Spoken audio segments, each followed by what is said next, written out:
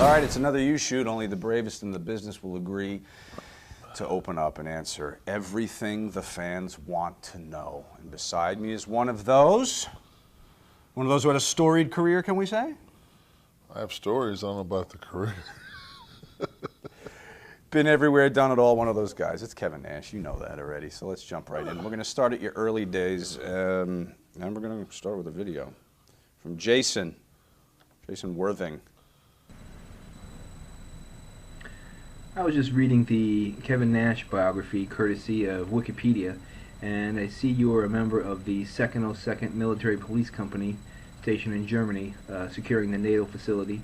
I myself, a member of the military, I've been around the world and had many fun times. Could you share with us a little bit about your early years and any time you spent in Germany and any great stories you had? There you go. Oh, yeah, what a fucking ball that was.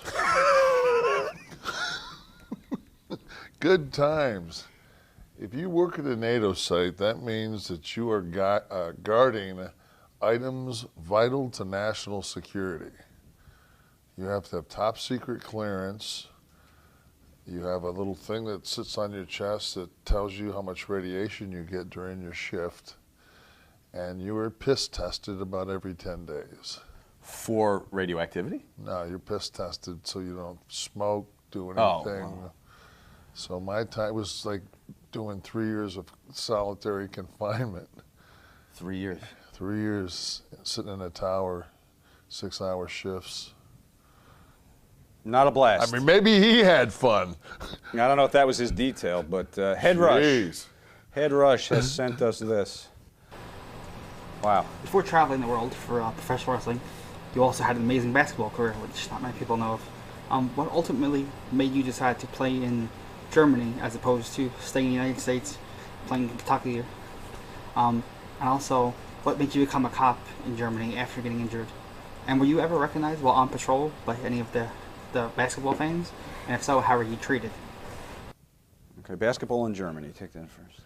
Well, the reason I played basketball in Germany and not in the United States because I wasn't fucking good enough to play in the United States. Well, you got injured. Is that when you stopped, or were you injured and then played for a while? No, that was it. When we were playing, it was a European Cup game, and we were playing a Spanish team, and I went up for a rebound, and European basketball, like in the NBA and in American, like this is the rim.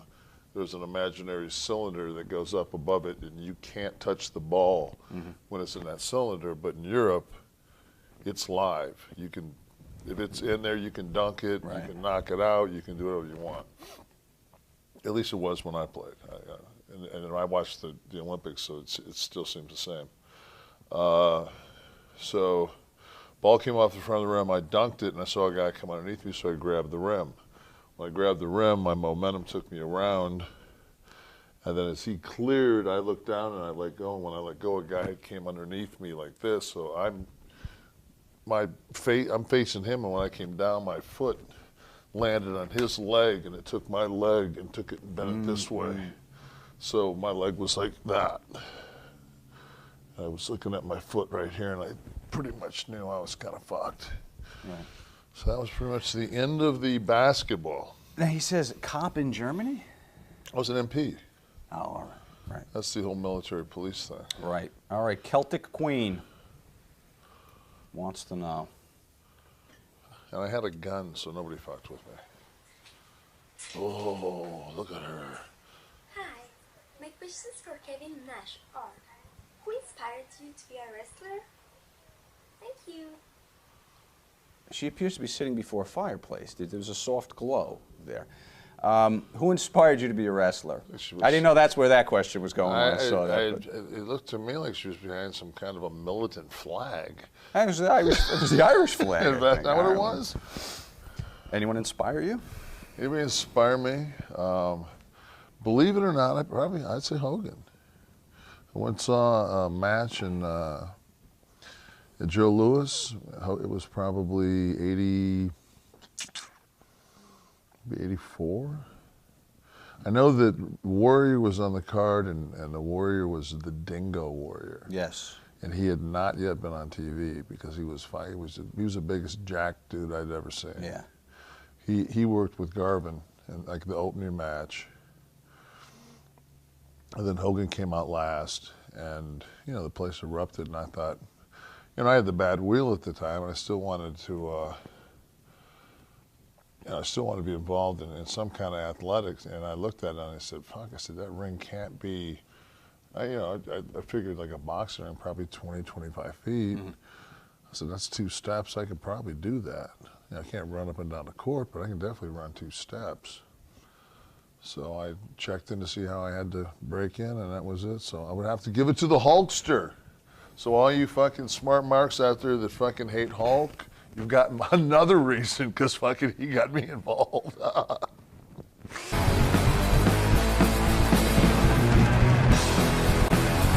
Rats and sex. Rob Call, how active was the WWF rat scene in various parts of the Northeast during the mid to late 90s? Any funny or disturbing stories? Well, see, I wasn't in the WWE during the 90s, so I was at TNA, or no, WCW. So I was gone in 96. How about early 90s? The business was so bad, they were rats. You can tell how the business is going by the quality. When the fucking NWO was on fire, I walked in, we were staying at the Lowe's in Miami. And I walk in, and there are 2 girls at the end of the bar that on a scale of 1 to 10 are 20s. Both like 6 feet, 5'11". One's long brown hair, one's long blonde hair. And I'm sitting down because I was first segment and done. So I'm already back at the hotel. And the guy comes over and says, "The ladies would like to buy you a drink." So I look down at the bar, I'm like, whew. Immediately I'm thinking, all right. It's on? No, I'm thinking my wife's behind this.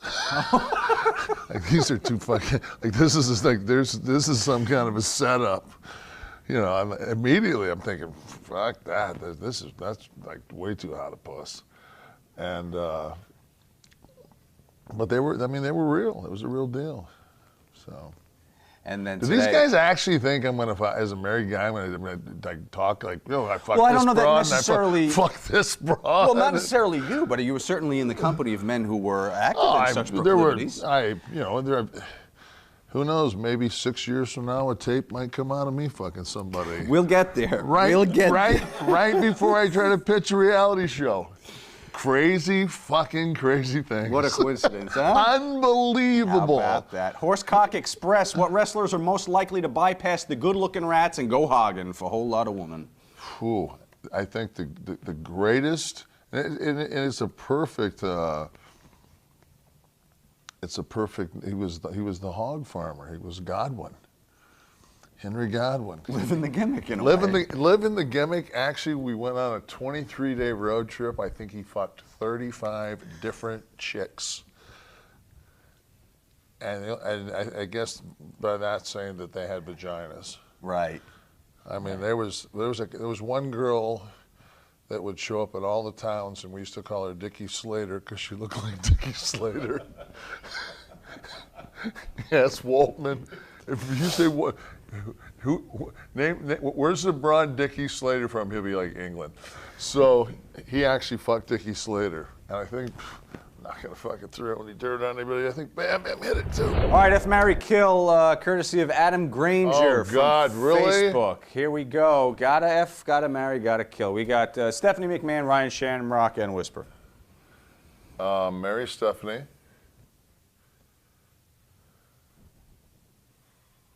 Oh, God. Boy. You were awful quick with that one.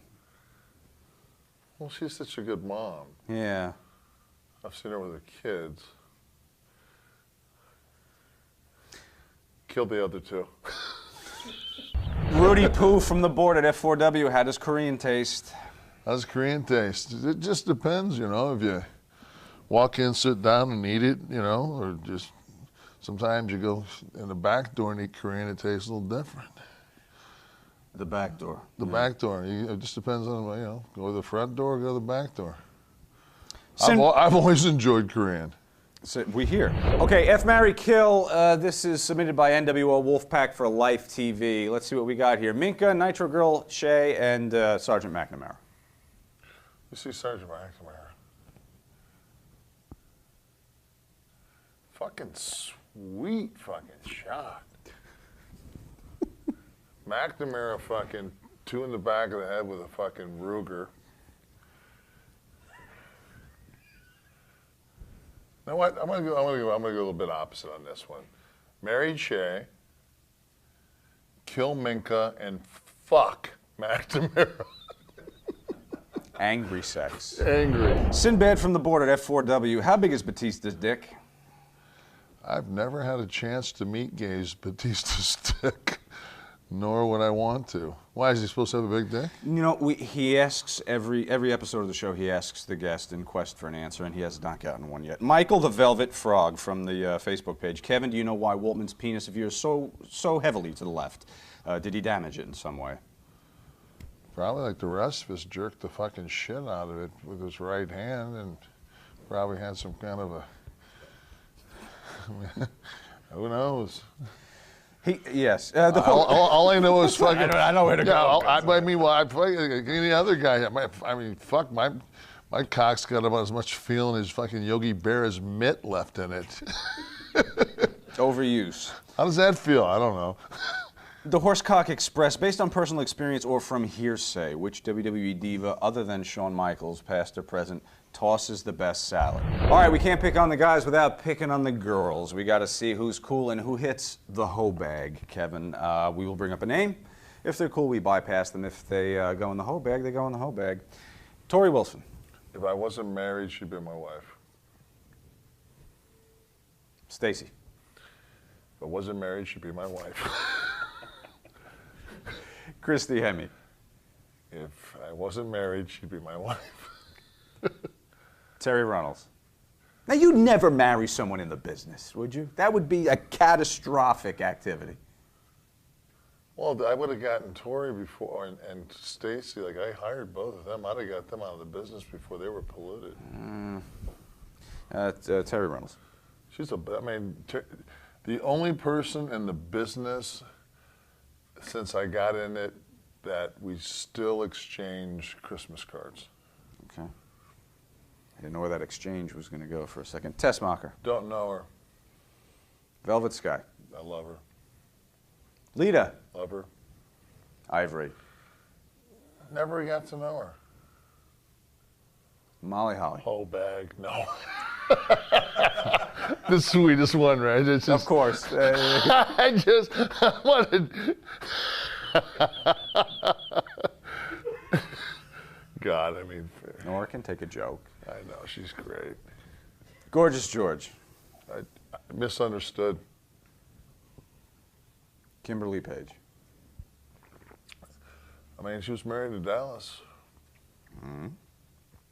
I mean, she was always kind to me. She was always nice. I remember I brought my son over one day, and she got on the floor and played with my son. Like, they played cards or something. And I saw this incredible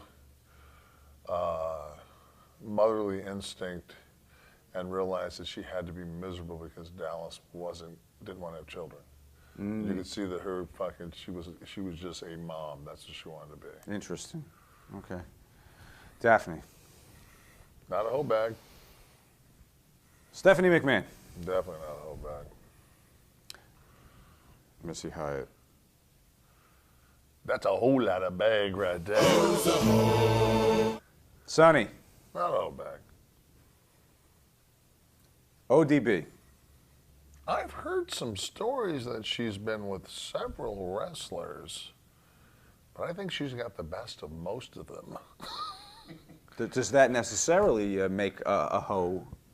I don't think it makes a hoe bag. I just think that's I will say that's a whole lot of woman. Yes. I like her. Too much woman for Kevin Nash, perhaps. I don't think that exists. SoCal Val. So then maybe he'll be in a minute. SoCal Val. Oh, I mean, innocent. Kimona. was she fucking? Well, she Didn't she marry somebody? Didn't she marry? well, she was like, in ECW and But didn't she marry one of the let me think who she married, or fucked her. Oh fuck! It was like a floor. It was. Didn't she fucking Jimmy Hart? Didn't she marry Jimmy Hart? Who married he's Jimmy here. Hart? You can ask him. I don't know. Didn't. Oh. No? All right, All right. fuck, hoe bag. Let's see, Lillian. She sings the national anthem. Jeez, really? Was this the name we got to with X-Pac? And he said, Big Bush. I've heard that. Yeah, I don't know how he's got the knowledge, but he swears. No, it's common knowledge. Yeah. Well, listen, the 70s are back. Go. Linda McMahon. Sweet lady. Well, we wish you'd. Oh. Nitro Girl. Might be familiar with. Snort. Medeja? Who the hell is that? I'm gonna have Scotty Siren about that one. What would he tell me? She was married to Michael Hearn. She was one of the girls that came in. She was at the end of the WCW run, but I don't know of anybody that hit it, so on that alone, Okay. I have to say no. Jenna Maraska. Seems sweet. Nitro Girl Whisper. That's actually Mrs. Shawn Michaels. So clearly not. Absolutely not. My boy would never be with a hoe. Karen Jarrett. She's she gets a bad rap.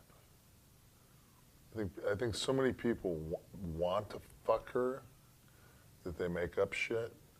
It's like in that 7th grade when like everybody says, "Oh yeah, I did this with her, and I did this with her, and I did this with her," and then you find out. Then you go over her house and you touch her tit, and she smacks you, and she's like, "What the fuck are you doing?" Like, Tom and so and so and so and so and so and so. She's like, "No, not so much, motherfucker." Okay. So that's the whole thing with her, and it's just like I always say this: you can have the worst reputation in the world. Let me watch you with your children for 5 minutes. And I watched her with those 2 kids, and now with the fucking brew when she would come to TV with Jeff, which was beyond surreal to see, Jeff's children and her children and them interacting and all getting out of an SUV. I'm just like, really? And I don't even remember dropping acid. But great mom, a sweet lady. The only thing is, man, she's just fucking. She's a fucking fighter. She don't take no shit. Okay. Well, that does not a hoe make. Not a hoe. Lacey Von Erich. Our friend Lacey. Spent a little bit of time there. Talks a good game. All right. But don't know anybody that rammed it. Mickie James. Don't really. I've just kind of never crossed paths with her. Dixie Carter. Is this the one from the show? Designing Women? No. Because I heard that bitch was a hoe. No, Dixie is fucking, no, she's a sweetheart. She's a Southern woman. That's all right. I got no hoes. No hoes. We Just gotta Molly get this guy Holly. Some hoes.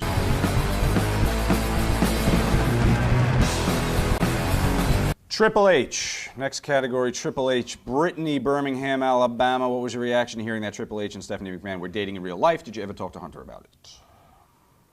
Yeah, because I mean, actually, him when he was dating Joni and Paul, it came out and stayed at the house, and Paul and I have always been close, and I pretty much knew what was going on. And then when he started seeing her, it was like kayfabe, and I was one of the few people that knew about it, and I don't think Joni was real happy when she found out, but No.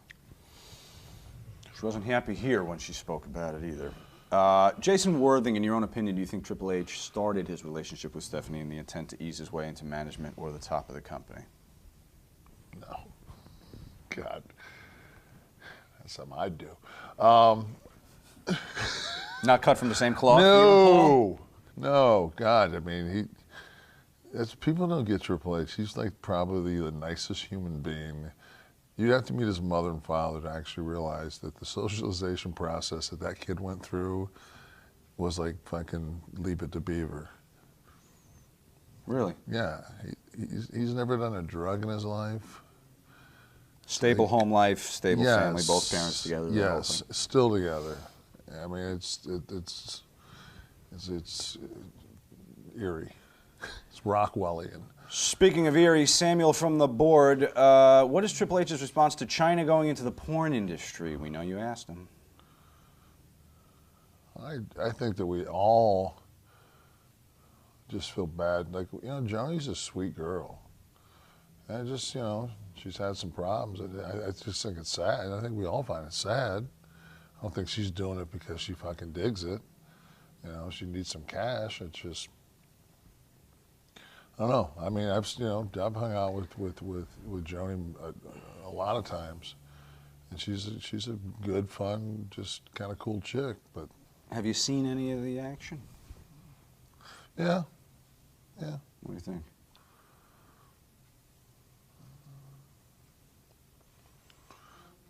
Looks like she knows her way around a hog.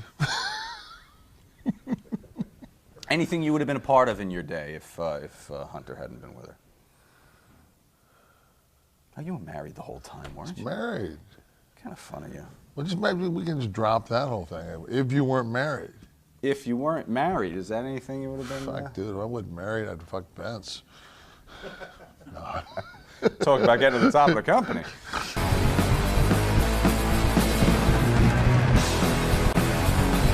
Gossip. Brittany Birmingham, you were a groomsman in Triple H and Stephanie's real-life wedding. Are the rumors true about Michael Hayes getting drunk and being removed from the stage? I thought it was from the company. Yeah, he got up there and sang for us all. Oh, good for you. Yeah, that was. Wasn't Bad Street USA, was it? No, what did he sing? God, he sang like a Skinner type, one of those Southern. It was cute for like 30 seconds. Mm-hmm. Yeah. And someone had And then after that, it was like somebody gagging on a piece of steak. It's like, fuck, really? Give him the Heimlich. DZ2485, best backstage fight you ever saw? I'm going to have to go with the Orndorff Vader. True, it was one-handed. Yeah. In shower shoes. In shitty fucking 99-cent with the where your toe gimmick has just that ball that comes through. I mean, not flip-flops. I'm talking shitty 99-cent shower shoes. And he dropped them.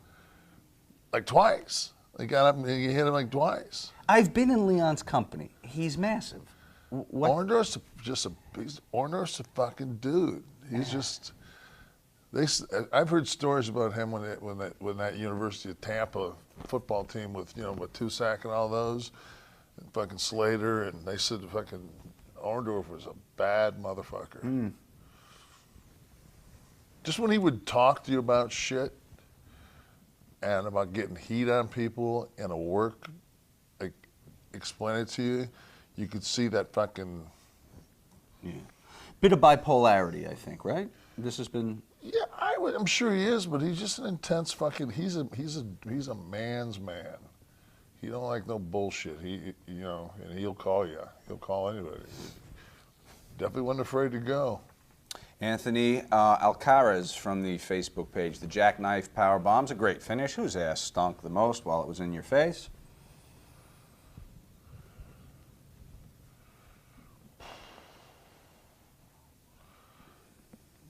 I mean, I don't think any of them really stand out. I do a pretty good job of keeping them kind of away from me with these long arms. I think maybe that's the reason. So you weren't offended by anybody? No. Well, that's good. It's a compliment to the people you were working with Yeah, at the time, I think not only that, we were all on the road 23. I mean, we all smell like shit, so I mean. You're numb to it. Exactly. The one Adam K asks us this. Kevin Nash, you got your break in WCW in the late 80s. At the time, the top tag team in WCW was the Steiner Brothers. Now, we always hear about the British Bulldogs being big rivers in the business, but at the time in WCW, were the Steiner brothers bullies to young talent? I've heard rumors about them and how they would brutally haze the young talent that would come in. True. Would you consider being taped to a table and having a pencil stuck up your ass? I call it Thursday night, but I call it. One time this thing goes down and fucking Robbie sticks a pencil up this fucking guy's ass, and I looked at him. I said, "Do you know that's a felony? That's sodomy." I said, "I'm walking out of here because I don't want to be in a deposition." now who would this be? I know, just another wrestler, a job guy, or Mel Phillips. Who is it? Fucking, it could be anybody. It could be a top guy. I've seen fucking Lex walk into Augusta TV all fucking jacked with cowboy boots, and fucking Steiner walk behind him and kick his feet together, or fucking watch Lex do a fucking back, and nobody would fight him. Right. You know? I mean, nobody would fight Robbie, and Robbie was the crazy one. Right. Wow. Fuck, I used to room with him fucking middle of the night. He'd just come over and start trying to sugar you and be like, fuck, really, man? He'd be twisting your head, and man, I'd be fucking hitting him in the head as hard as I could, and he'd just laugh. I'd be like, get off me, motherfucker. You're snoring. Just snort. Kevin Parker, Ontario, Canada. Many wrestlers such as Scott Steiner and Ric Flair have taken issue with Diamond Dallas Page's rise to prominence in WCW's World Champion of the Monday Night Wars and suggested that his friendship with Eric Bischoff was largely responsible. What is your take on your friend DDP's high-level success, and what, if any, did his relationship with Eric Bischoff have to do with it? It was the opposite. We were watching his match. He was in, God, where was it at? Let me think. Smaller, Chattanooga. We had a Nitro in Chattanooga, and I think he was working against Perry Saturn. And he hit Saturn with the diamond cutter. And the shot was perfect because as he was hooking it and going, the whole side of the arena raised. And, you know, he hit it, and man, the place erupted. And Eric was standing right next to me at the monitor. And I said, fuck, I said, man, Dallas is fucking over. Didn't say anything about it. So that night we're at the bar and we're watching the replay, and we watch it again. And I told him, I said, he's your friend. You're killing him. I said, by not pushing him, I said, you're hurting him. I said, nobody's going to say anything. He's over. And then finally, Scott and I put together an angle in New Orleans and the Dome where nobody had gotten to us yet. So we, you know, because it was buddy system, you know. Dallas brought Scott into WCW with that diamond stud thing. That was kind of his idea. I was going to quit the business, and Dallas told me not to, and I ended up going to New York, so yeah, I kind of owed him. And so we let him get to us first. So Eric's resistance up front was that so people wouldn't say exactly things like this. And it was killing. You know, he should have got pushed. He got pushed because he was over. It was you know, despite the fact that Eric didn't want to push him. Gotcha. You know, it wasn't because Eric did not want to push him. Very good. Chad Hart. Is this Gary's son? Chad? All right. One thing you wish people knew about Vince McMahon, the one thing people think is true about Hulk Hogan and isn't. All right, one thing you wish people knew about Vince. I've actually got a chance to see Vince with his grandkids. So that's kind of because he kind of always, you know, Vince is always like this. But with his grandkids, Vince is, I mean, completely just, you know, there's no bullshit there. It's just like a human, you know, you look at it just like, fuck, he is just a normal dude. Mm-hmm. You know, I mean, you got to peel a lot of fucking pieces of the onion off. But when he's with, you know, like I saw him with Aurora after the ladder match. And, I mean, he's a granddad. He's not Vince. He's grandpa. What do people think is true about Hogan but is not? I think a lot of people think Hogan's like a real dick. You know, like he's, you know, he holds people down, has done this and done that, and you know, I don't know. Hogan's like one of the more laid back dudes. I've never been with anybody that probably has a higher Q rating than Hulk does. Like you can't go anywhere with that motherfucker. Yeah. Like, you know, and he will stop and sign every single fucking autograph. Oh, he does. That's good to know. I mean, it's unbelievable. Woody K wants to know what everyone wants to know, Kevin. Take us through this. Give us a little narration, perhaps. Now,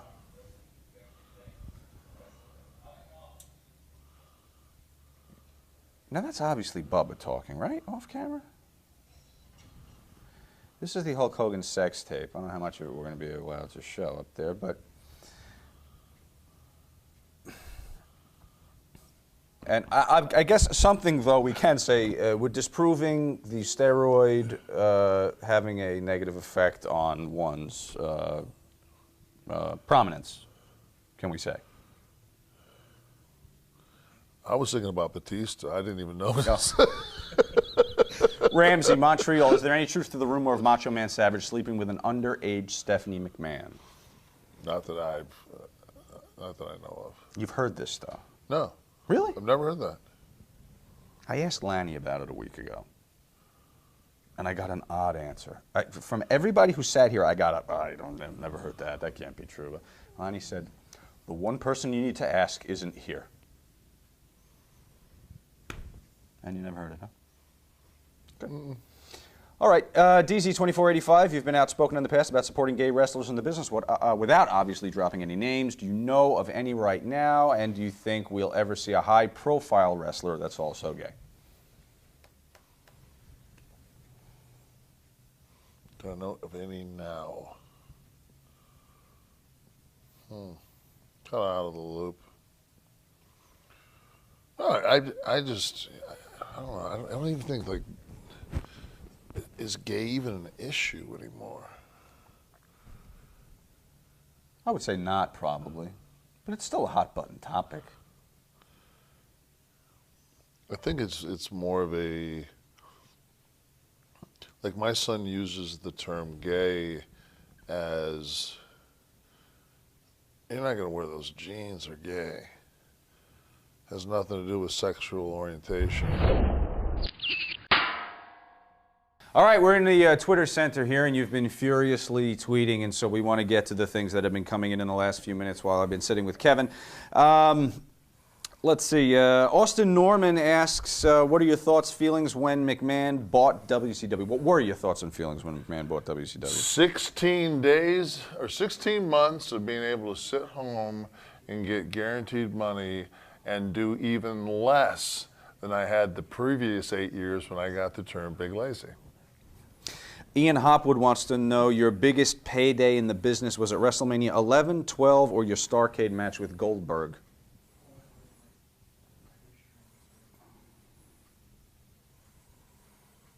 I guess WrestleMania 12 is the single biggest payday. Okay. Can you ballpark us? If I throw a number, will you tell me high, low? Couldn't buy a Maybach. Oh. Couldn't buy a Maybach. Could not buy a Maybach. Okay. Let's see here. Okay, Michael Grote asks, what's the best product for dyeing your hair? I don't know. Spend some fucking money, go to a salon, have a professional do it. I always did. Stay away from the over-the-counter. The Just for Men references. I used to love this one. Is a gray-headed motherfucker would come out on Vince's TV. The actual segment would be brought to you by Just for Men, yet I'm not anywhere involved in it, and I was just gray for 5 years on TV. Right. Beautiful. Thanks for the rub. Michael Grote also asks, what was the plan for the match with Bret Hart on The Tonight Show that was canceled due to Owen dying? I think Owen pretty much put a wrench in that. I don't even remember. I mean, I just remember the fucking whole just All I remember is fucking my buddy was dead. But where was the match? What was supposed to happen? Who You don't remember? knows? Yeah, who knows? Salvatore Martone, could you channel Vinny Vegas and tell a dirty joke?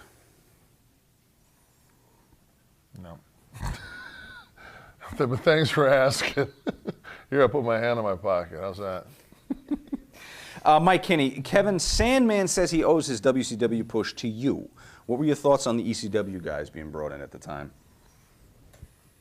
I liked them because number one, it was never. Again, they didn't give a shit about. I like Sandman because he didn't give a fuck about doing jobs. He just wanted to go out there and get his shit. He was. I liked him. Mm-hmm. I liked all those. I thought ECW was a cool product. But and I know Brett calls it pornography, but there's a reason that there's like 90 billion pornography fucking sites. John says, the Master Blasters, discuss.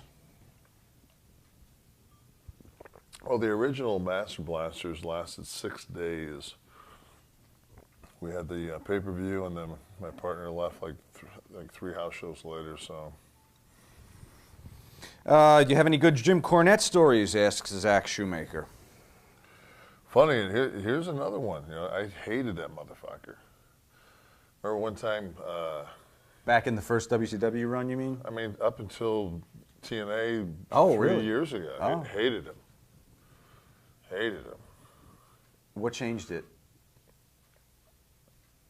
Being in finish meetings and trying to talk wrestling sense with people that had none and realizing your only ally was him. Mm-hmm. Funny story though, we went to a pet store. I hope there's a statute on this. And we bought like 20 of these little frogs and we put them in his jacket, every pocket of his jacket. And X-Pac went outside on this brick wall and took that fucking jacket and fucking hit it like 25 times against the brick wall, and then we just hung it up like nothing. And in every fucking crevice were these just smashed frogs. That's the weirdest rib I've ever heard. Shitting in a woman's bag starts to make sense when you're squashing frogs in a jacket. But that was Corny's jacket? It's Corny's jacket. God bless him. So have you ever wondered where those fucking frogs came from, Corny? Big Froggy. That was our 7th move.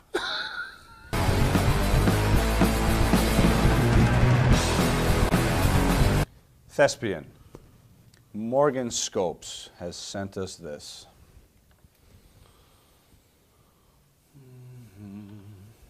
Hi Nash, this is Morgan Scopes from blog.scopescopingitout.com, and I was wondering what your memories were of filming Teenage Mutant Ninja Turtles 2. Have a nice day. The great Teenage Mutant Ninja Turtles 2. He's a good dude. Yes, he gets around, doesn't he? Yeah, he does. He's got a good mom. That was my first movie. So, I mean, of course, it's kind of like your first piece of ass.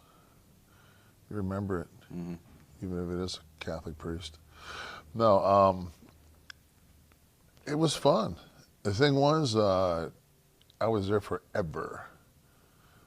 I mean, they just kind of kept me there forever, and they kind of shot my scenes around other things. And I made more in 6 weeks that year doing that movie than I did, the rest of the year.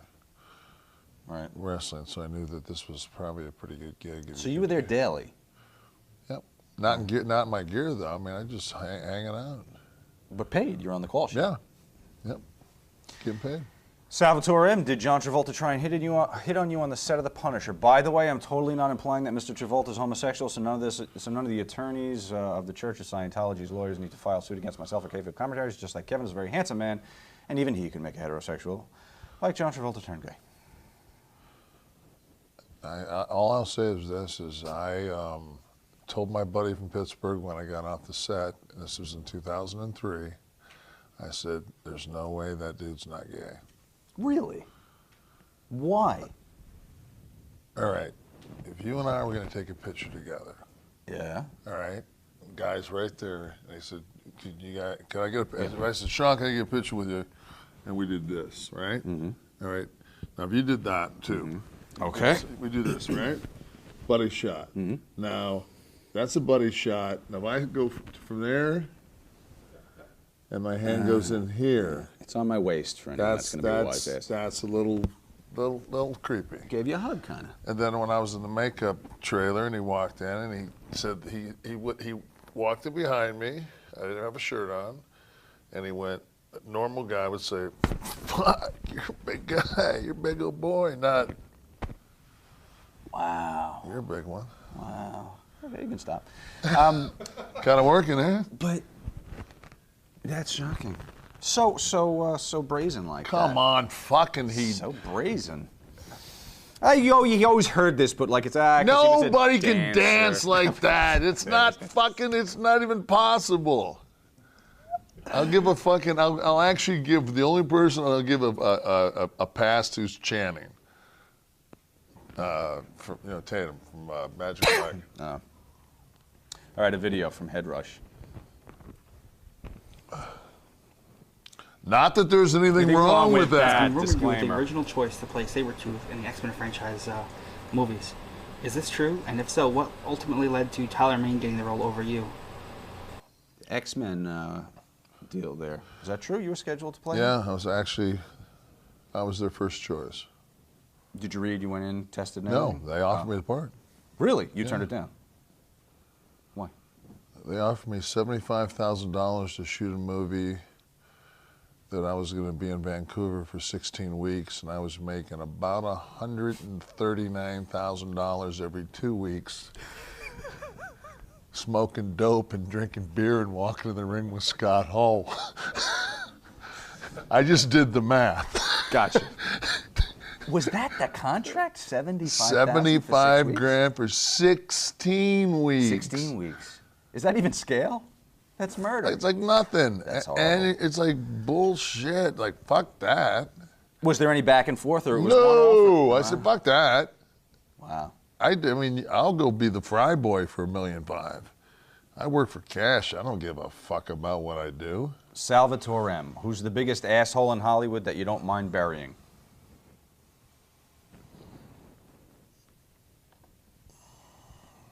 They're really not assholes. They're just some fucking weird people. I'll tell you who's cool as fuck, though, is Paul Giamatti. Rock of Ages, if it wasn't for him, I'd have fucking blown the back of my head off. Which leads us to Ramsey, Montreal. During your time on the set of Rock of Ages, did Tom Cruise ever try and convert you to Scientology or make any homosexual advances towards you? No, he didn't try to convert us. And no, he didn't make any homosexual advances. He actually kind of one day like sat down and talked football and kind of like buddied, was kind of cool to us. But I think there was a lot of like when his ex and daughter were on set, which was a couple of different times, you could always kind of feel that tension between them. And then he also, because I think he was out of his comfort zone in that role, he really kind of stayed in that Stacey Jack kind of character. Mm. So I think that, it wasn't like, but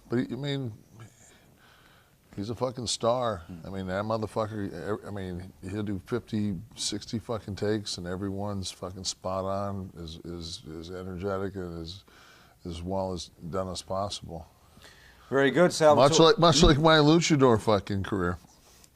Salvatore, and which Hollywood starlet is the hottest up close and personal? Jessica Biel. Unbelievable. Salvatore, and what is more political backstabbing industry, wrestling or film? Well, you got to get to the game to fight. I mean, shit.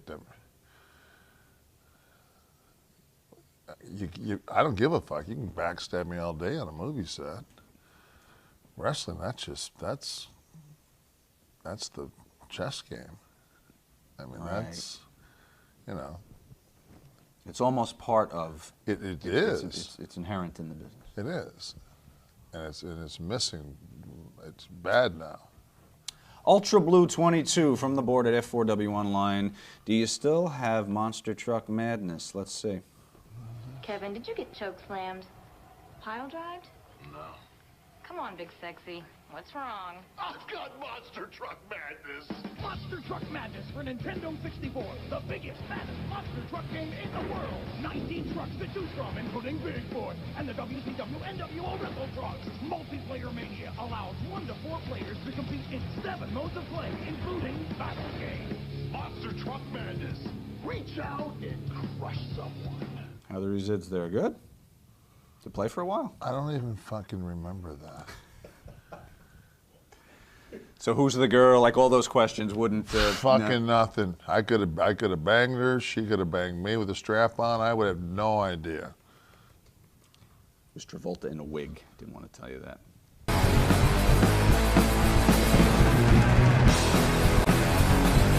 Drugs. Drugs, the scourge of society. Mike W. from the Kayfabe Commentaries message board. What was the backstage atmosphere and party scene in WWE and WCW when you were there? What, if any, were the differences, similarities? Which did you enjoy more? How did the drug use differ in each locker room?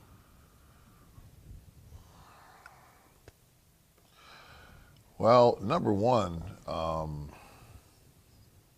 when we were with the then WWF, you could not smoke pot. Mm-hmm. I mean, you were piss test. They would piss test you noon on a Sunday at the Spectrum and turn around and piss you at 7:30 in Hershey that night.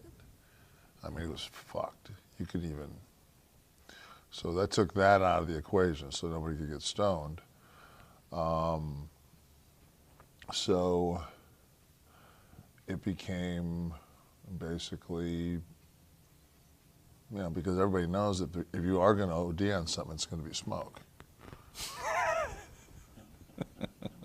I wonder if there'd be 60 OD'd wrestlers if they just fucking said you can't do pills or fucking booze. Right? Smoke all you want, but you can't fucking drink and take pills. I don't know anybody that's ever OD'd on fucking weed. So if you're on the road 27 days and you're banged up and bored and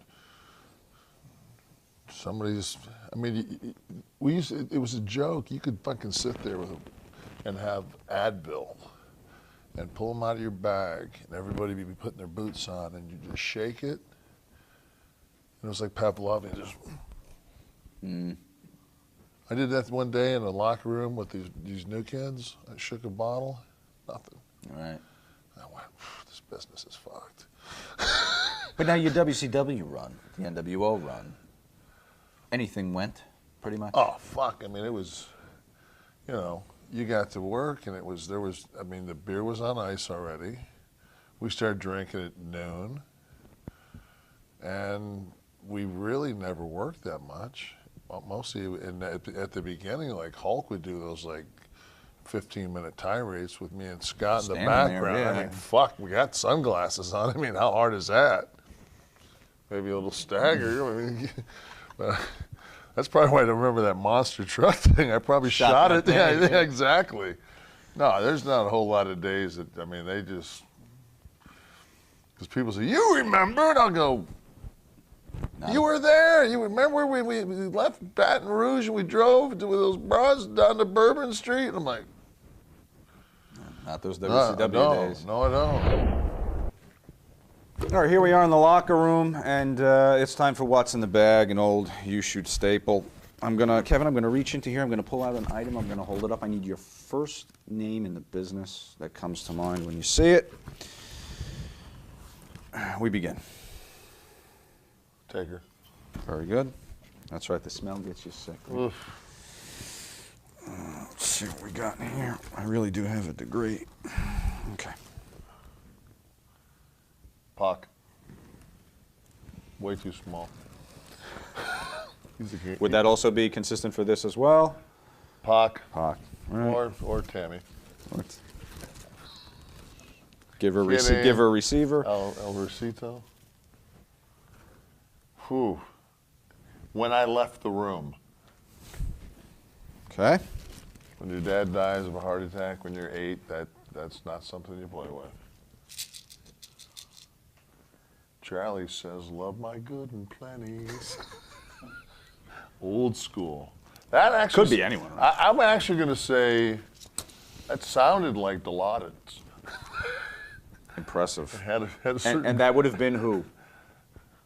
well, anybody who had I actually had them for a while. I mean, whoever had like, you know, somebody in their family that was dying of cancer, you always Hit them up for the Dilaudid. why wouldn't you? Classic. Jake. Very good. Sorry, Jake.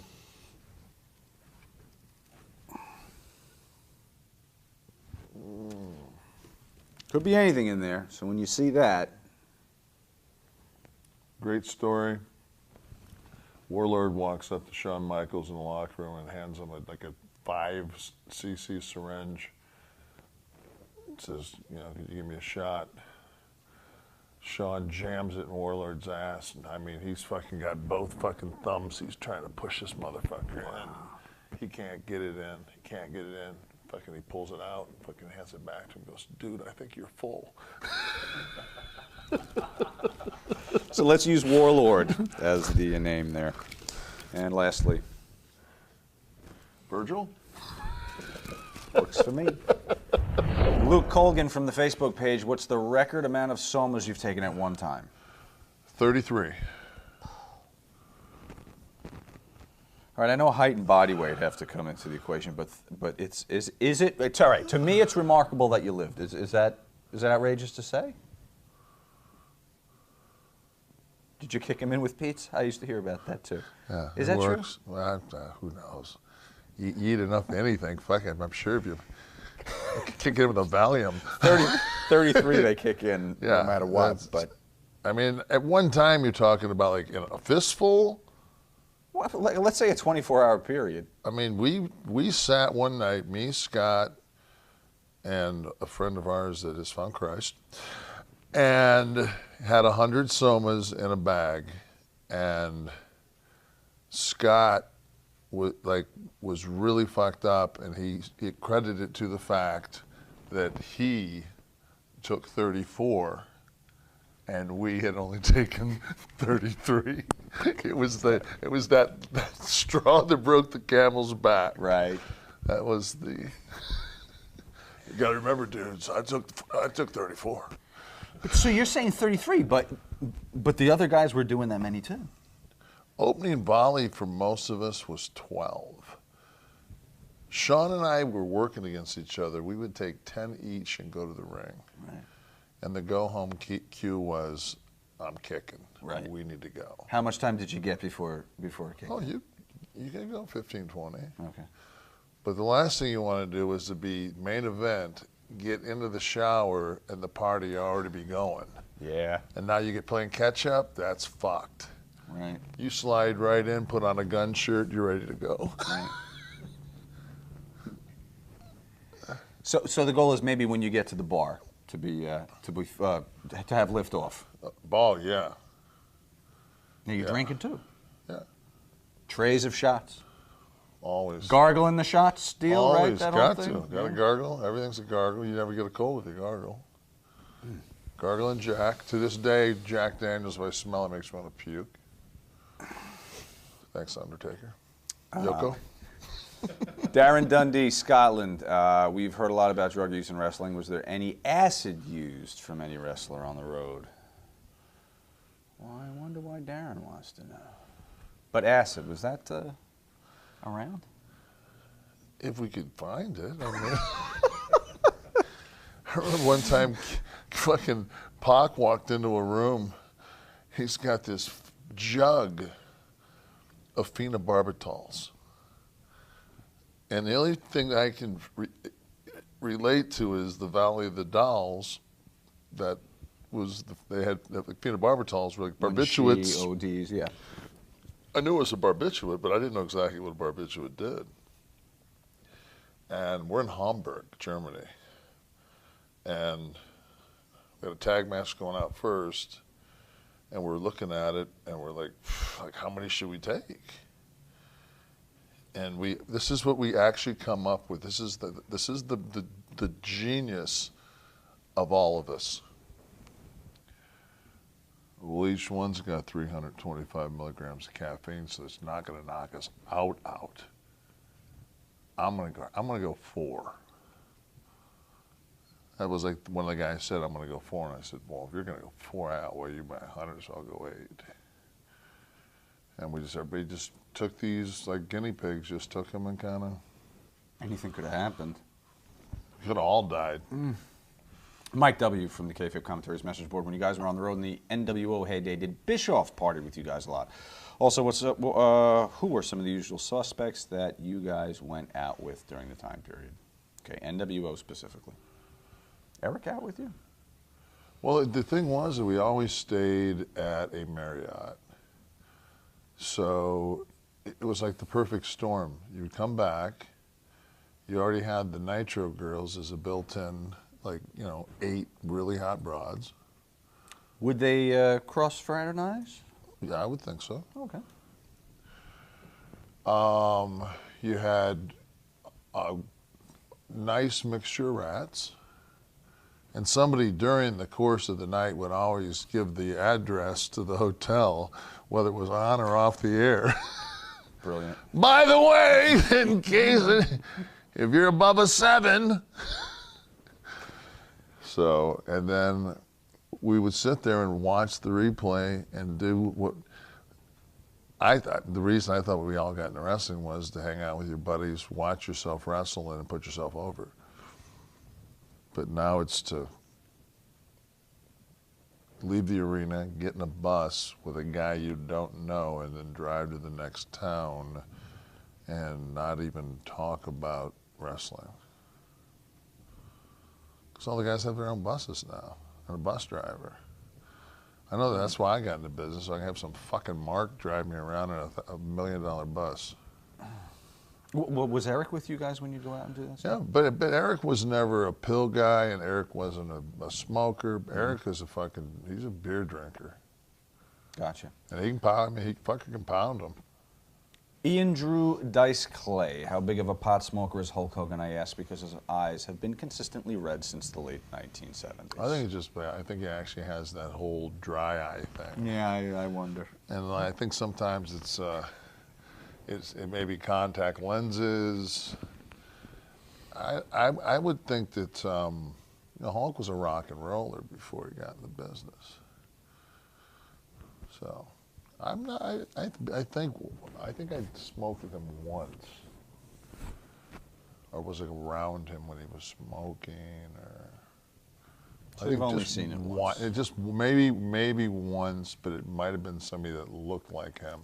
Might have been that guy that was with Kevin Sullivan, Dave Sullivan. It could have been Dave Sullivan.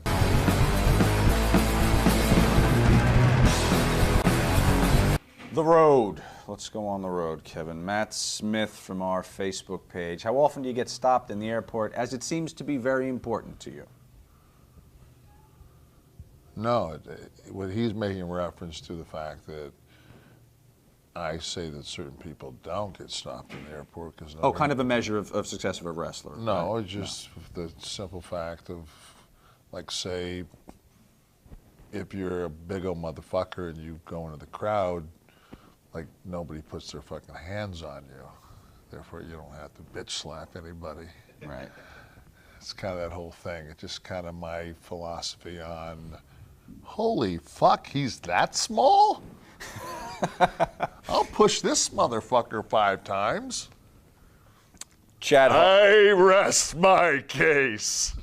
Chad Hart from the Facebook page. Who's the best wheelman in the business? Who's the worst? If you could fill your car with anyone in the business from any era, who would it be? Take the first best wheelman in the business. I've got to put me in the top 3. Worst? Scott Hall. Why?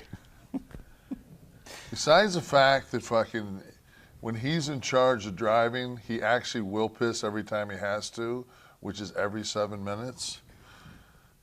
And if you're driving, you can just keep going by exits and fucking like change radio stations. It's like kind of like throwing like a sparkle ball back cat. Oh, fuck, we missed that exit. We'll get the next one. But fucker, man, he's out. You mind if I piss? Like, fuck, dude, really? He got bit by a brown recluse spider in Green Bay in the back of his leg because he had to stop and piss, and the grass was this tall on the side of the road. I'm like, don't go piss out there. It's like, Yeah. guys will go out. We're in the middle of the desert, like a couple of, like, when we worked for the clowns out in New Mexico. And, you know, the road, you know, it's like, we're in the desert. It's high desert. And the road, you know, has a shoulder, but then it's like boom, and then it's like this brush. And they're like we haven't seen a car in like 2 hours on this fucking road. Yet they're gonna go behind this brush and piss. Instead of just like, because a fucking standing next to the back of an SUV and pissing right there, you know, because who knows, a helicopter could just come right over the top of that ridge and with a fucking spotlight. And I looked at these guys and I said, I lived in the desert for 9 years. Do you realize that there's like packs of coyotes and shit out there that they'll fucking kill you? Like, could you maybe piss? Now, fill your car with the fantasy road crew here. Any era in the business. Pick 4. Yourself. I'll give you my actual first road trip of my life. You might have done this on the other disc. Was it Chic Dutch? Yes, it's Sid and me. Have that as your opening tee shot and try to top it. That's tough. The only thing missing was Jake in the trunk. Fuck. Wayne Davies, South Wales, UK. Hi, Kev. I'm a very long-time fan of yours for many years. I was wondering what I was wondering is, in past shoots, I've heard entertaining stories from you about different members of the clique. Are there any funny stories you can tell about yourself and other members of the clique that have happened in the UK, or if not, Europe?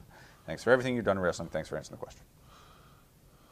I don't think I've ever told this story, and I wish Scott was here because. So, I get up. I've always been a huge like news guy. I watch news like 24/7. So I get up in the morning, and we're in London, and we're staying in Kensington Park, I think that's what it was. We were at a Hyatt. I get up, and I'm sitting on the edge of my bed, and I turn the TV on, and CNN's on. And they're reporting that the IRA has shot dummy rockets at Heathrow. So I'm like, and they're saying all flights have been canceled, yada, yada, yada, yada. So I fucking immediately call HBK and fucking Scott and say, don't even get in the shower.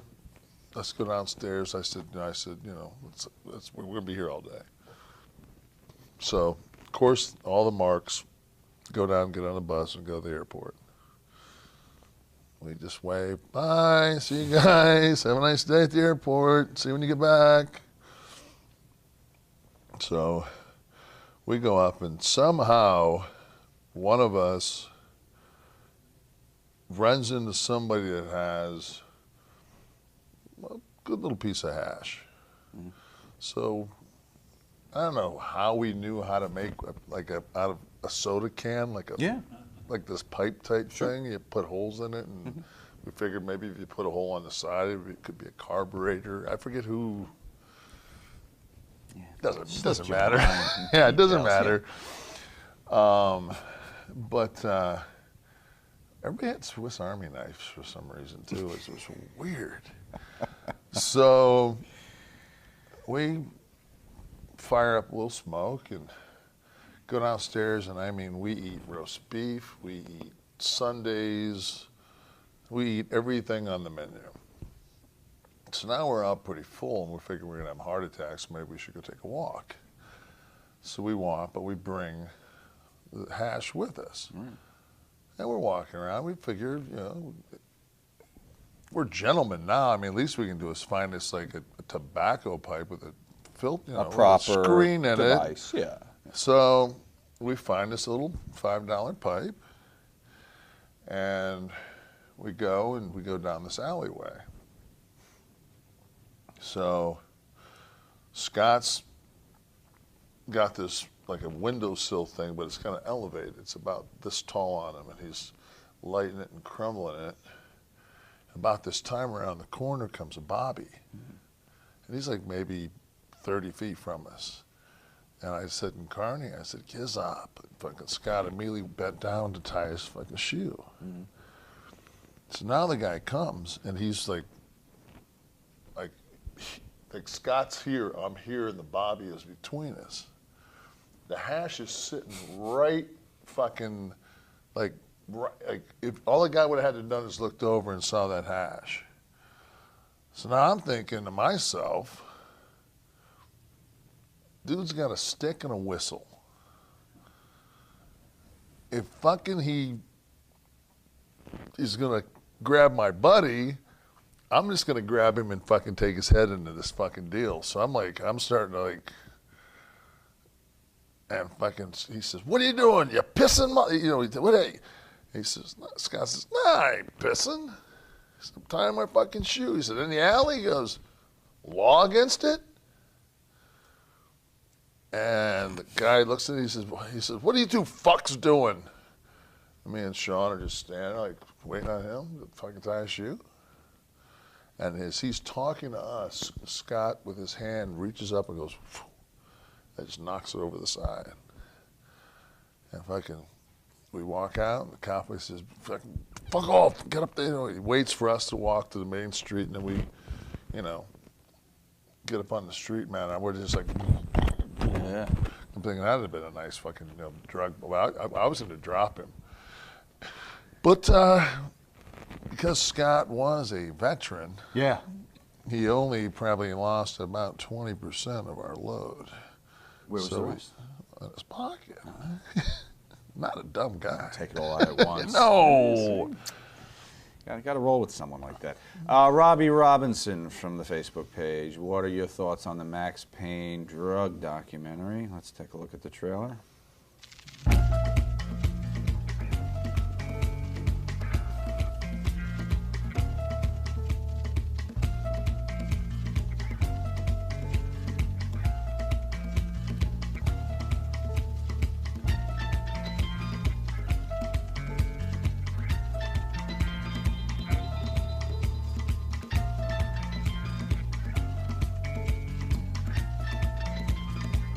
I'm not a fan of the score.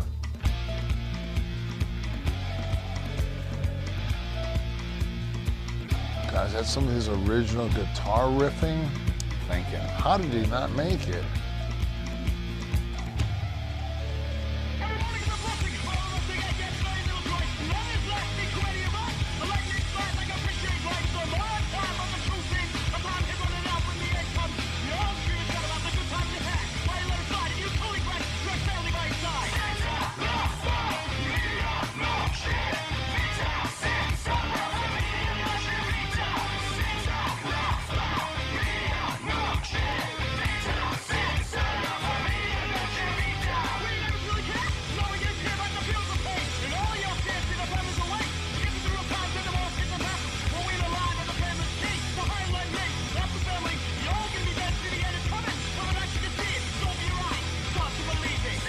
Never seen Kathy Bates and Max Payne in the same shot, if you notice that. Can I safely mute this? There's no dialogue, is there? So what's the purpose of this? This is the, what year was it that the... Starting to cry.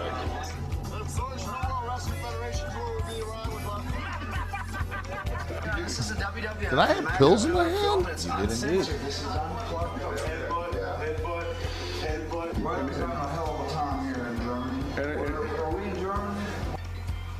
Primal instinct is not allowed to take over right now. The only thing that I would like to do now is what the $1 Million Man always likes to do, and that's make more money. 1980, guys, so living together, my Sooner or friend. later, the history of mankind seems to repeat itself. And sooner or later, the clique will fall. All the powerful, no one can rule forever. Oh, you're like Notre Dame. Oh, wait, Paul's... That didn't work out for him, did it?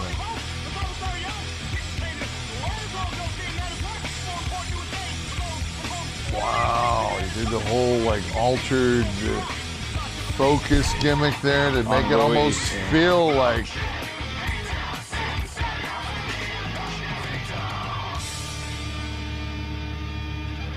It's amazing too, kind of the body area you'd have thought he got over. How much footage did he actually have? Because I heard it was just a small amount of. Enough to cut a feature-length documentary? Okay. Do you remember when he was doing this with the camera and you guys were? Geez, catching us with pill vials. I mean, that'd be like, what was the next fucking documentary? Be watching the fucking boys breathe on the bus? Fuck.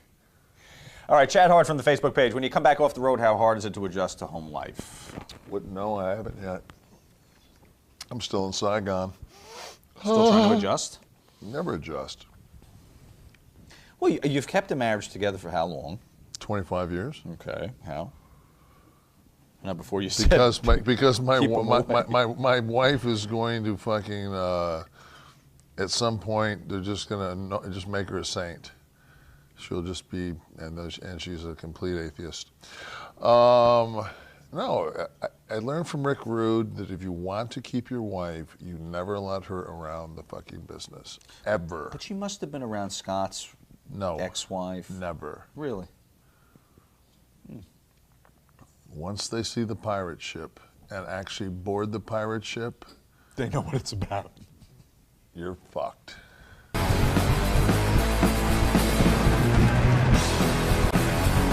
Heat. Jason Worthing, in Eric Bischoff's book, Controversy Creates Cash, he termed you Big Lazy. Did you ever have any interaction with him in TNA, and was there any heat between you two? No, we've always been cool. Why do you say that? You just kind of piggybacking on the pervasive rumor that you're more about the money and not the work rate. You know what? The guy that is the most over guy that I've ever seen in this business is Hulk Hogan. And I got out there the first time I was going to wrestle him, and I grabbed him in a fucking stiff headlock, and he looked at me and said, "Easy, brother, we already got their fucking money."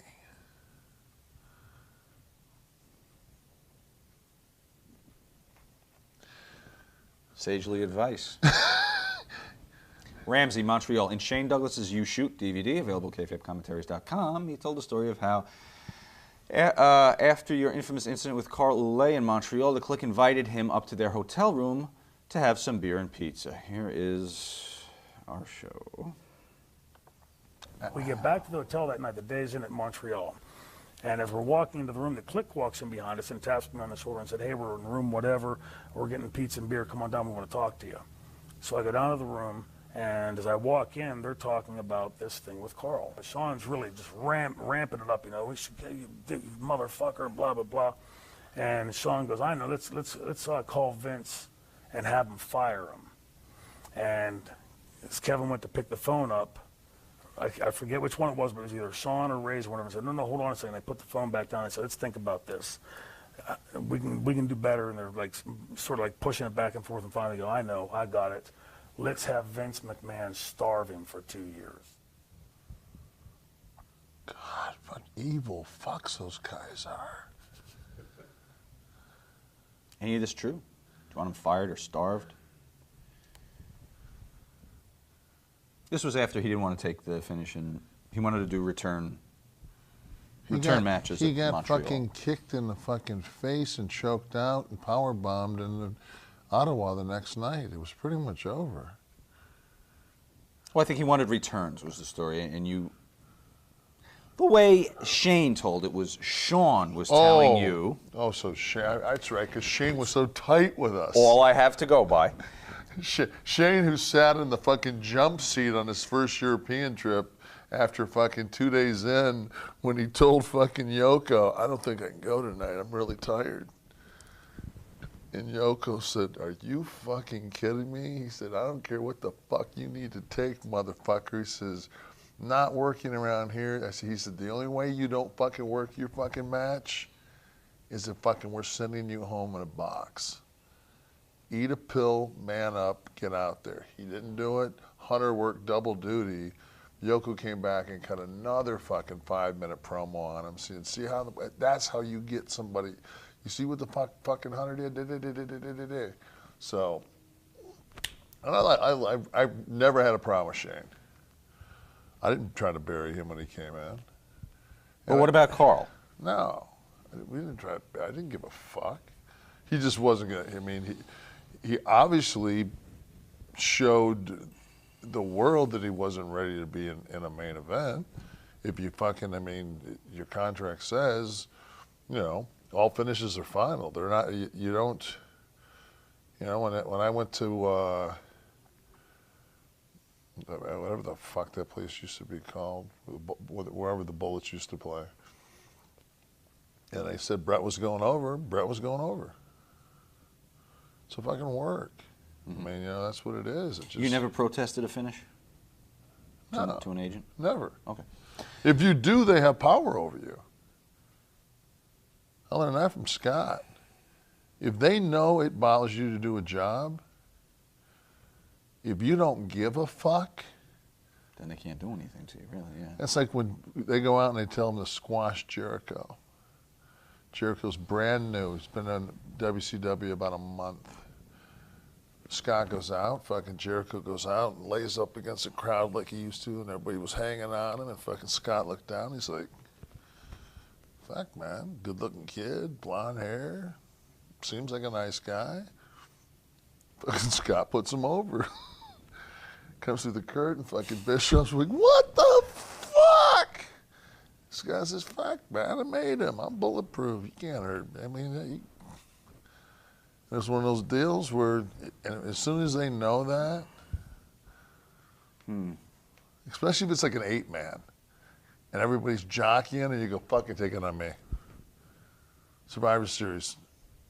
First one out, me. I'll do it. I'll be the first one out. No problem.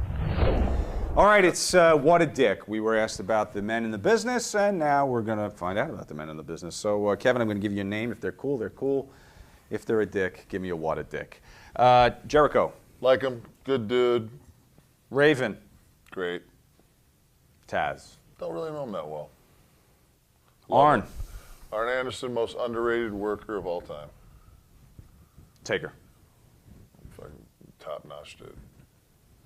Heyman. Douchebag. Dick? He's a dick. What a dick. No, he's a dick because fucking he's a guy that says nobody should work after 35, and yet he's 93 and he's in the ring in the background holding the belt. Nicely done. Mike Graham. Great guy. CM Punk. Got a chance to know Phil a little bit. I really think he's a good dude. Sean. My brother. But a dick sometimes, no? Yeah, but like a good dick. Define. It was for the betterment. Like he was never a dick to us per se. Like, occasionally he was a dick to us, but like he was the only guy that could motherfuck Vince. So when you have that, it's almost like, yeah, we got like nuclear weapons, but what we really need here is mustard gas. Boom. Okay. So you used Sean in there. Right. Used his powers in the appropriate places. He was a good dick. I'm sure he'll be happy to hear that. Lance Storm.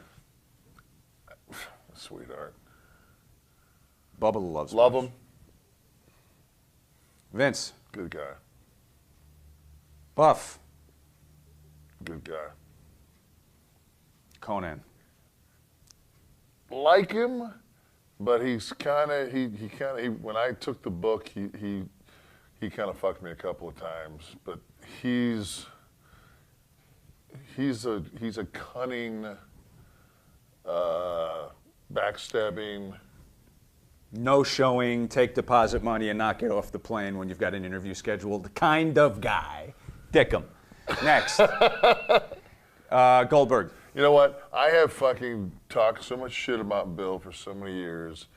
Bill is one of the sweetest, warmest, greatest guys. You get him away from this business, which he is now, He's got a son. He loves animals. Goldberg is a fucking prince. Very good. The Rock. Yay. But Dick? I don't know. I mean, just anybody that fucking got divorced and is the #1 guy in Hollywood for fucking 10 years and has never had a picture taken with a broad. No, he's. I can't say that. It'll never work. When he was in the business, when I came back in 2002, he was a dick. Really? Yeah. He thought. I guess he forgot that. You know. Forgot his humble beginnings. I just think he forgot who fucking said one small step for man, one small step for mankind. Hogan, not him. Okay. Triple H. I love him, brother. Russo. Good guy. Misunderstood. Bully Ray. Didn't like him for a long time. Got to TNA and fucking. He's a good fucker, man. Shane. Love him. He gave me the D. He's one of the chillest, coolest, rich, white motherfuckers you'll ever meet. Actually down. Austin. One of my best friends. Talk to him almost every week. Dusty. Dick. Dick as a booker, Dick as a human being, Dick all around. Come on, you take a 7-foot guy that gets pussy and you put him in a fucking green cone. Dick. Next. Brian Knobs. Lovable dick. Johnny Ace. Used to think he was a fucking complete fucking tool. Worked with him, not a dick. I actually... With this most recent run, you mean? Yeah, and I'm so glad that if for any other reason, going back this last time, getting to know John Laurinaitis and not Johnny Ace, the guy that came in and tried to change the world of WCW and make us like reform. He's a good dude. JR. Love him. Sullivan. Genius. Foley. Good dude. Flair. Love him. Hogan. Love him. That's it. Fuck, man. Only a few dicks. Only a few dicks. Ramsey Montreal in Breaking Kayfabe with Jerome Young, also available at kayfabecommentary.com. He says that you kept him from getting a job at WCW. Let's take a look at this here. Kevin Nash kept me from getting a job at WCW. Back when they brought in Master P, because of my history that he had heard of, things he had been told, okay, and I had never met him. So we did an autograph signing last year in Miami, and I ran up behind him playfully, put my hand around his neck like I was choking him, and he sat there for a minute, and then I stepped back. He stepped back. He says, "New Jack." Oh, hey, what's up, buddy? He said, "Hey, good to see you." He said, "I ain't seen you in a while." I said, "Seriously, you've never seen me?" I said, "Because we've never met." I said, "But I've heard you say some interesting things about me, though, over the years." So you're going to put me in a headlock? You've never met me? He lived. Really? I remember him coming and standing in front of me while I was signing, and he says, "You don't know who I am." Had you met him prior to the signing? Never. I didn't know who the fuck he was. So he never put his hands on you? No. Okay. It's kind of like the Roddy Piper thing where he didn't get smacked by me in Boston. Well, in the locker room, I think he did. But not accordingly if you watch YouTube. It never happened. Because you can ask Brad Reagans, who wasn't there. All these guys have the same. The thing is, the clique was always there in 2 or 3s, and there's always like somebody that can say, "No, this is what really happened," because they were there. Right. Like I've heard that Bob Holly told me if I kept running my mouth at the buffet line, he was going to kick my ass. That was a story he told after I left the WWF. I never had a bad word with him. He's coming up. Oh, is he? It's happened on all of our shows, apparently. All right, let's get to Rich H. asks about Matt Bourne here. Hey, what's up with Matt Bourne? Why does he have a stick up his ass about you? Did you piss on his big Josh outfit or something in the back today? I don't know what you're talking about. Have Sean show you the clip from our show. Here's our show. This is when I should have never been broken in. This is the one. I heard a guy that's really a name, become a name in the wrestling business in the last 15, 20 years. Big Obviously guy. not your dentist. He used that F word in an interview that I saw him do in reaction to a Flair thing. And he used that word. And I was watching him. I watched this, just I'm thought to thinking, I myself, said, fuck. You should have I said, never been in the fake. wrestling business. Motherfucker. Because if you would have, and it would have been done right, that word would have never came out of your mouth in that context. So Kevin Nash, you don't belong in the wrestling business. Should have never been broke in. You're a big man. You think you're freaking all that, but you ain't. And you should have, bottom line, you should have never been allowed to break in the wrestling business just because of that one thing. You used that word. Fake? And because I'm not fake. I'm not fake. My father wasn't fake. And I know a lot of guys out there that those are fighting words. See, Big Josh, what you are I don't care what Vince did to expose it all. Those are still fighting words to me. Oh, so he's looking for a little Ricky Morton payday, huh? I guess. So he can get out of that fucking Kmart gray fucking 229 sweatshirt, that sweet ass Mets cap. Fuck, I'll buy you a grill. What the fuck? Did you ever have heat with him prior to seeing this? Did you guys bounce off each other ever in the business somewhere?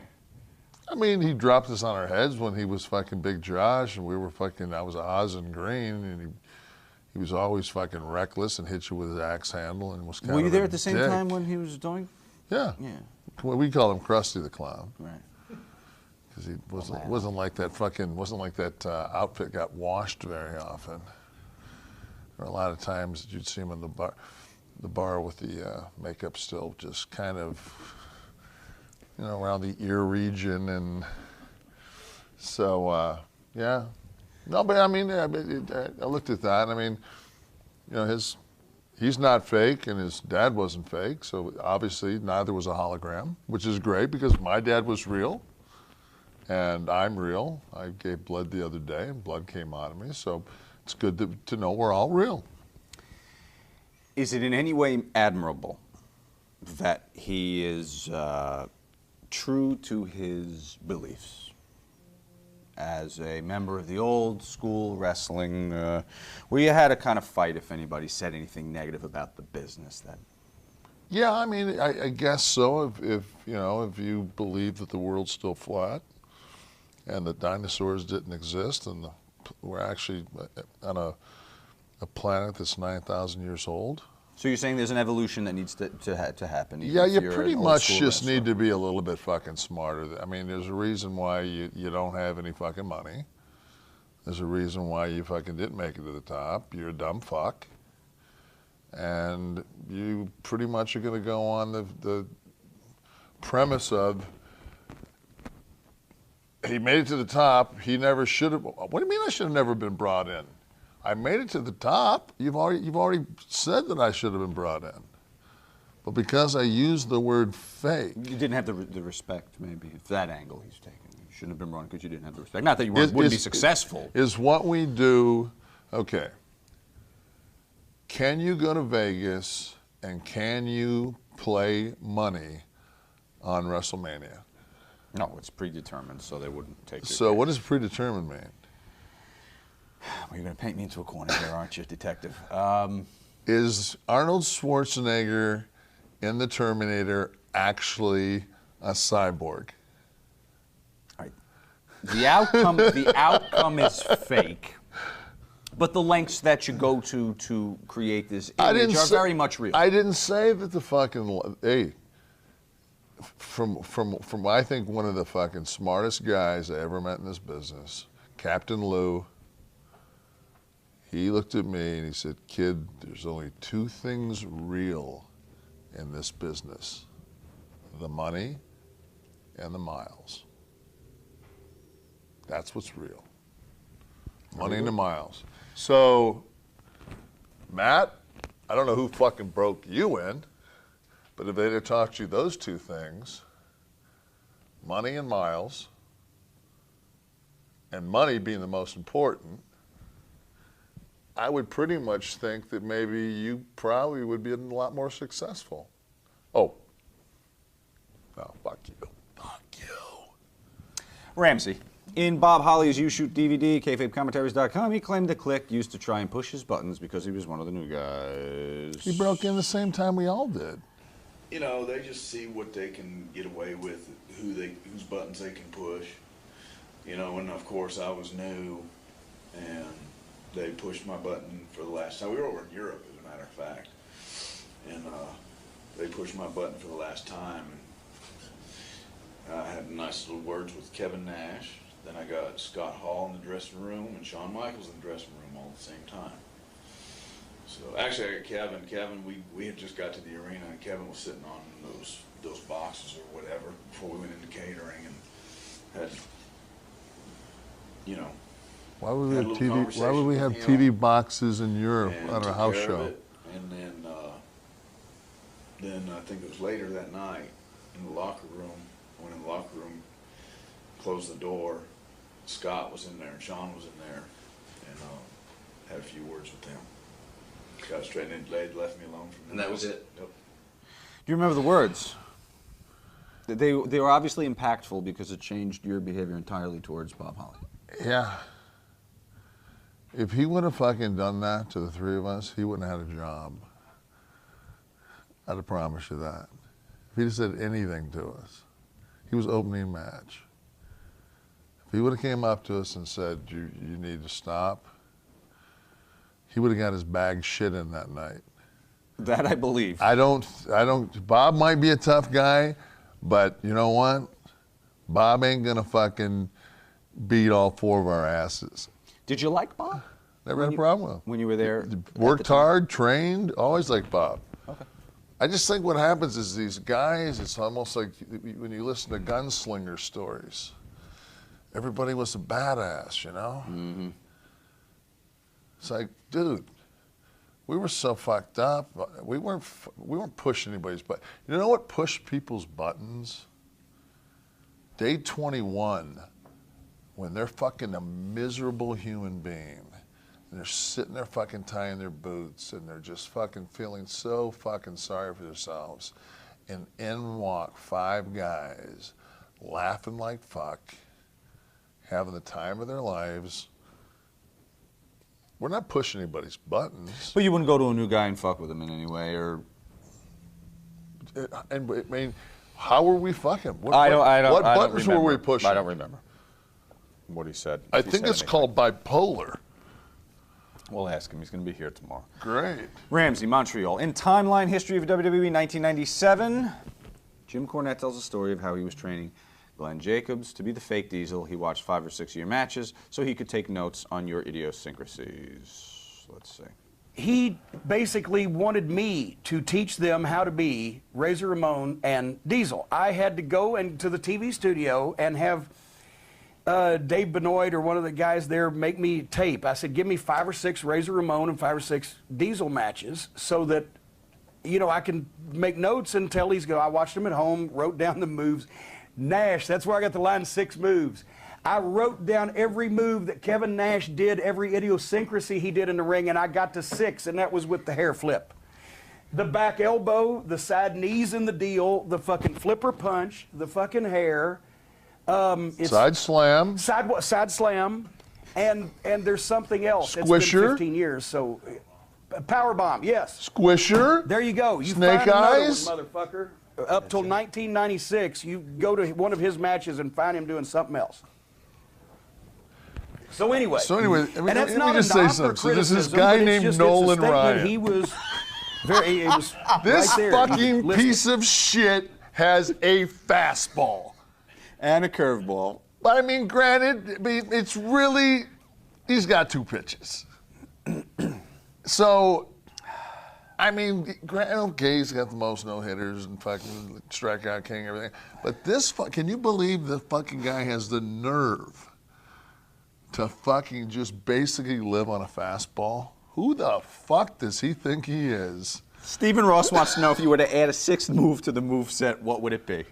Probably teabagging Jim Cornette.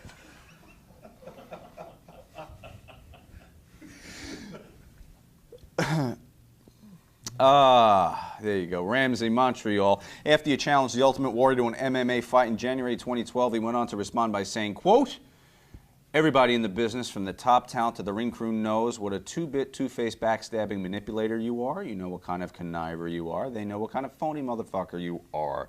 They know what kind of wicked, nasty, dirty means you will go to hold on to your spot in an organization, holding other guys down, keeping them from their chance at their own success. He also added, everybody knows that you're a cheater and a thief and afraid to compete on merits alone. Where does all this animosity come from, considering that you, in previous interviews, you said, I like Jim, we seem to get along fine in Scottsdale? I called him out. Do you know what satisfaction I got from that whole thing? I fucking took about 7 seconds of my day and put a tweet out. That motherfucker, if you watch it, there's more edits in that rebuttal than Titanic. Well, he ran with it. I mean, it's like he spent the better part of 2 days I wouldn't fight you for $1 million. Hell, I wouldn't fight you for 10 times that. So you really, there's not a human being on this planet that I wouldn't fight for $1 million. Worst case scenario, you get knocked the fuck out. You're gonna tell me you're not gonna fight somebody for $1 million? What was the genesis of this? Why did you first tweet that? He fucking was running his mouth. He was saying shit about me. It fucking got out. He fucking went back and erased all of his tweets. So I said, well, if you're gonna fucking say something, you bitch.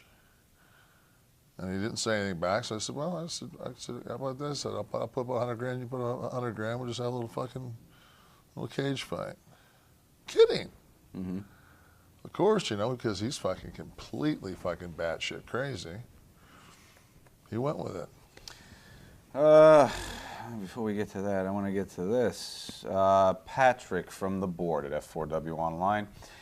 All of Kevin Nash shoots seem to ignore Nash throwing a hissy fit backstage after Samoa Joe's shoot promo on him and Hall at Turning Point 2007. Why is a hissy fit mean smacking somebody in the face twice?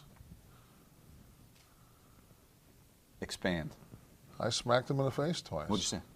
I said, was what you said out there, was it yours or was it fucking Russo's? He said it was mine. So I smacked him in the face. I said, don't respect me and don't respect Scott. He fucking got up. I thought he was going to come at me, so I smacked him in the fucking head again, and he fucking didn't do anything. What did he have to say about it? He apologized? The next day, he apologized in front of the whole crew. That's a hissy fit on my behalf. I mean, Joe and I are friends, but you're not going to be a bitch to me. Fashion. You know what? Yes. I think actually I channeled Bob Holly. When you straightened and Matt Bourne. When you straightened him out. The first time I hit him as Matt Bourne. The second time I actually hit him as Bob Holly. You never said the fake word. You couldn't do that. You at least had the respect for the business, maybe to shit on you, but not to say the fake word. Right.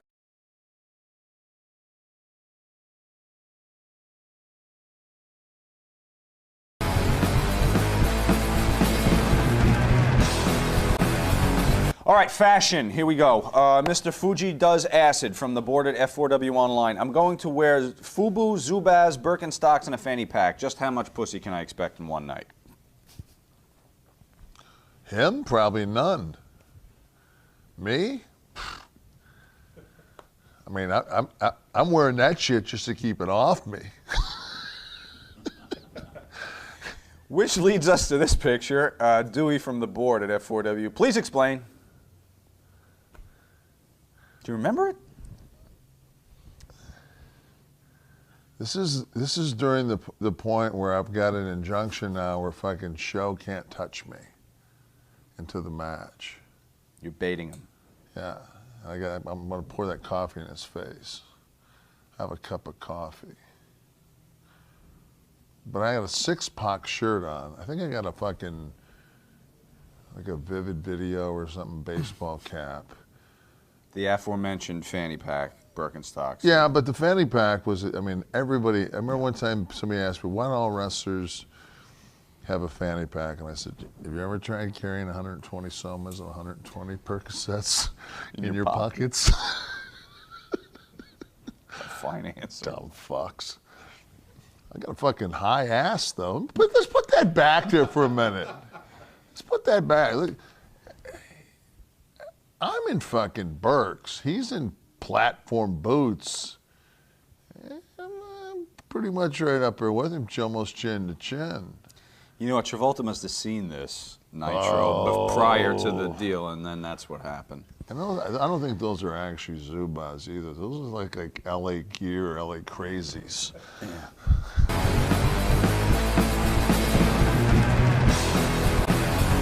Potpourri. Jay Zaretsky, Ontario, Canada. Sean Waltman has said that you do a spot on Lucy Lawless. Xena Yell. Is that true? Can we get a sample? If it's not true, can you go ahead and attempt it anyway? I have not heard the. Do you know what this is? The Xena Yell? Okay, moving on. Philip Trotzler, according to Urban Dictionary, and you can go there because this is a screen cap. You type in Kevin Nash, and the definition is, to pull a Kevin Nash is to tear your quad by simply walking. What was more overwhelming, the pain or the embarrassment? How the fuck are you embarrassed when you're screaming? No, I think he means that it's referenced that when you type that into the Urban Dictionary, that's the legacy that they bring up, as opposed to X-time world champion, professional wrestler, whatever. Well, I don't know. I mean, anytime you fucking get mentioned in anything, obviously, I mean, Vince tore both of his quads sliding in. He's not in there. Obviously, I did it with a little bit of pizzazz. There you go. Autumn Storm, what's happening, Kevin? This is a bit of a non-wrestling related question, something more related to your perspective on women. In the form of a social experiment. Suppose you have a guy who doesn't have a lot of social experience, I'd say me writing this, and you can take them out for a few nights on the town. How do you turn them from, say, a geek, a la WWE writer, never been fucked or in a fight, vanilla midget, to gaining that aura of cool, calm, and collective charisma? Call it real-life booking of a character. All right, so why don't we have a little practical demonstration of this to answer your question, a little real-life demonstration. Here we are at the bar. The bar, Kevin's invisible. Kevin's in my head. Kevin's the voice in my head who's going to help me pick up two poor, unwitting, unsuspecting ladies at the bar. But I need coaching. I'm that guy that is awkward, who doesn't know how to talk, who doesn't have any game, as you might say, if you're under 30 today. And so Kevin's going to help me. Now, what's the first thing? They're sitting alone, they're friends, they're enjoying a drink. I'm just coming over to the table. I'm sending a drink to the table. I'm taking it out and walking over. What am I doing? Well, the first thing is you have to observe them. Okay. So the first thing I would do is see if they have wedding rings on. I think we're safe there. Okay, good. Right. So now, is that a deterrent? I wouldn't go over if they have a wedding ring? Well, I mean, they might have some 7-foot guy in the bathroom taking a piss, and I sure have one Right. over there going, hey. Right. Okay. So no wedding rings. That's right. the first hurdle. Clear. And then you can usually tell. I mean, to me, if they're not having banter and enjoying themselves, I'm not going to want to come over there. It's so much easier.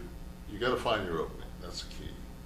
You don't want to invite yourself into their party, but if they're having a party and they're laughing and they're drinking, girls that are doing shots, that's the easiest walk-in in the world. If two girls are doing shots, you know they're out to have fun, and you can come in and say, can I get the next round? So maybe that's a start. Now, I see they're not having shots, but maybe I'll say, can I get you ladies a shot? Or can I have a shot? No.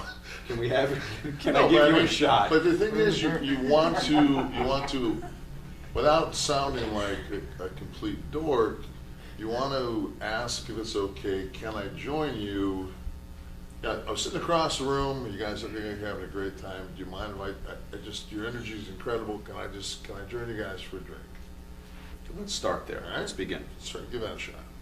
Hey, I'm sorry to interrupt, but I saw you guys sitting alone. I see you have a very empty table here. I was wondering, you guys are having a good time. I was wondering if I could sit down, buy you a drink. You look like you're having fun. You look vaguely Polish, maybe? Something Eastern European, maybe?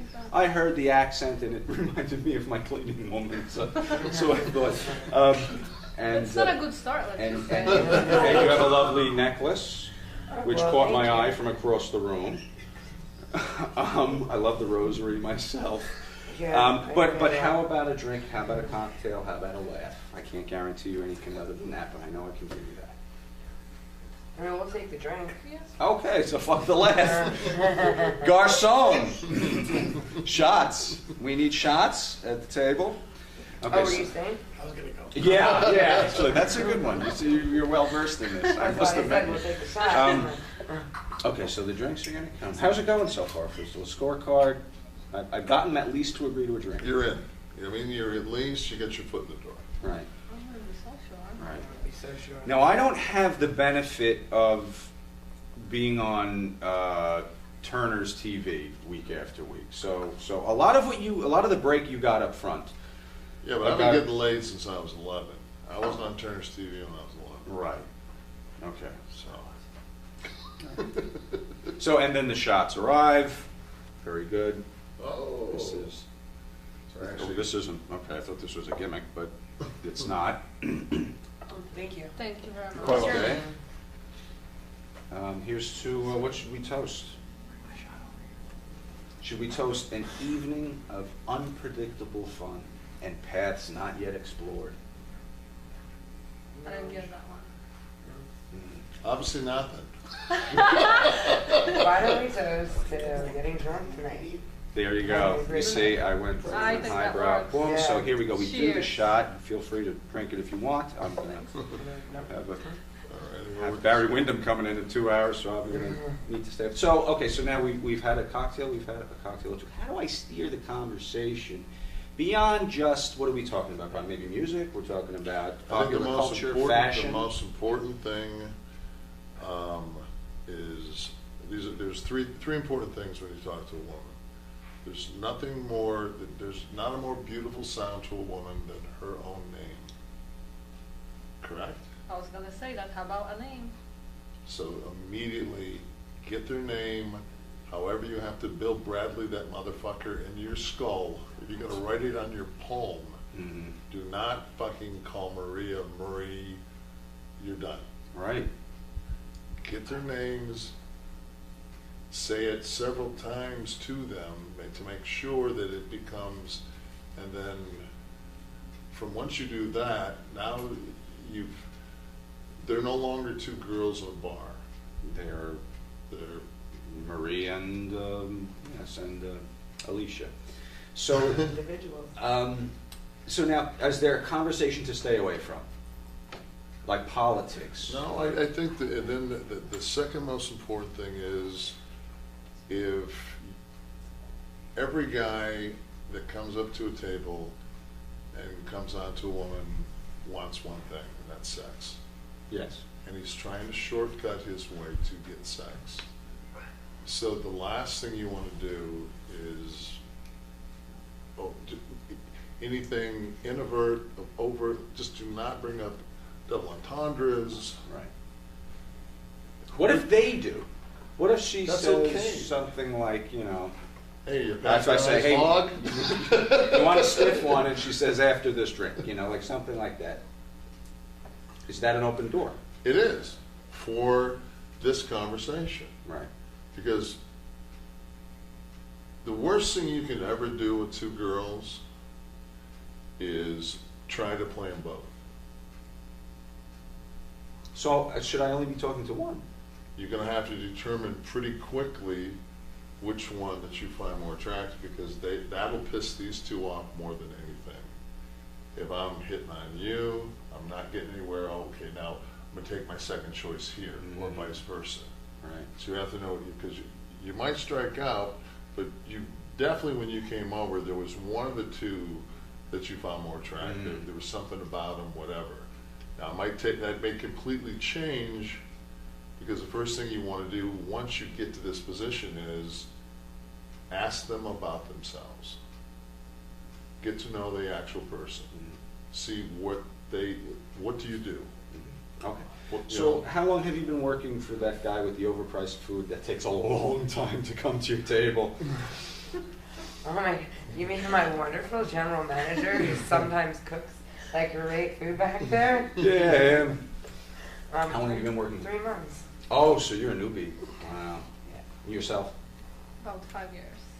Ooh. Are you her boss? No. Oh, okay. I'm her boss. Oh, is that true? No. Oh, okay. We're close. But you work together in the same capacity? We're both We sales. work together. Yep. Do you like it? Love it. But this is starting to feel like an interview. But it is, but you'll be doing shots, and the interaction is going to pick. Number one, there would be music. There would, it's going to feel like that. At the same time, you know their name.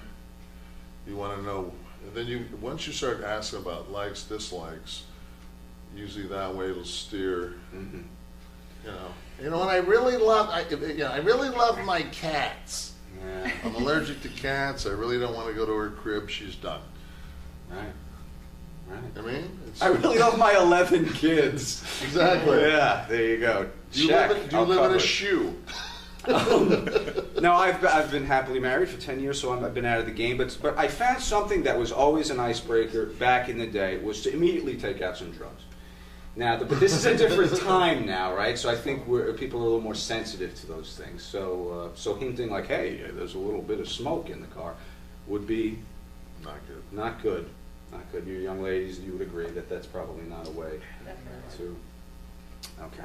So now the night is moving on. I'm going to have to now begin to close the deal. I'm going to have to kind of steer this.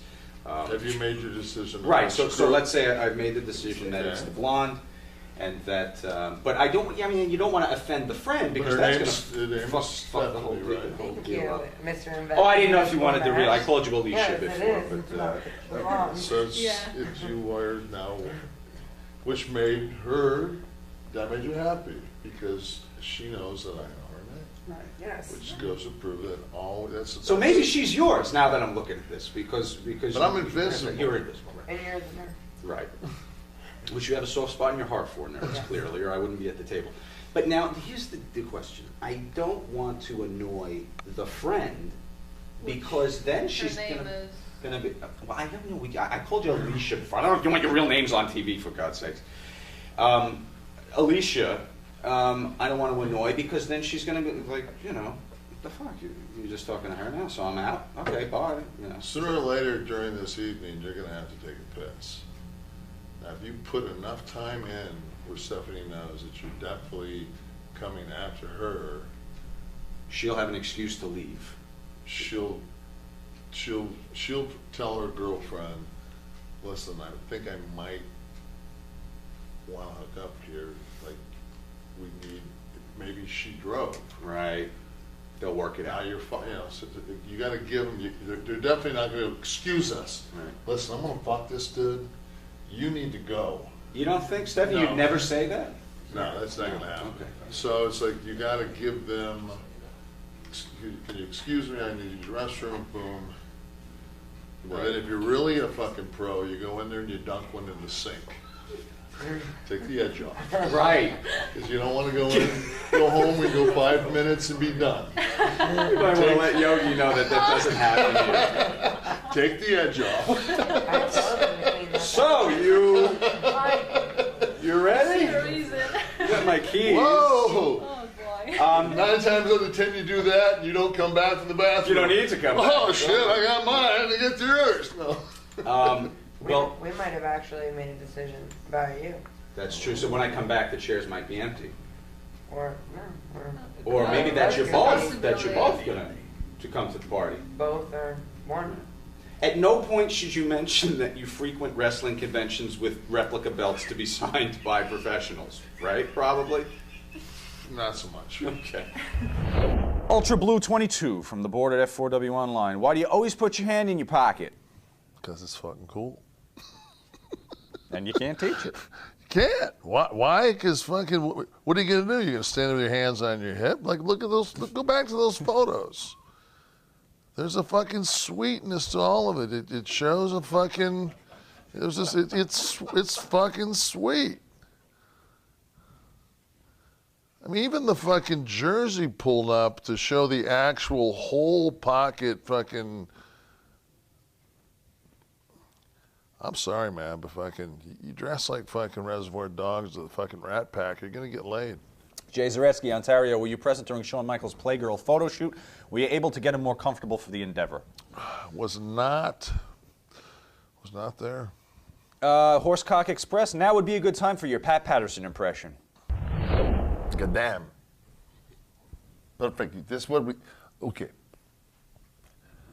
Fucking hell of a comeback. You got the son of a bitch. Ba-bam, ba-boom, ba-bing. Fucking up and down. He's fucking outside around the fucking ring.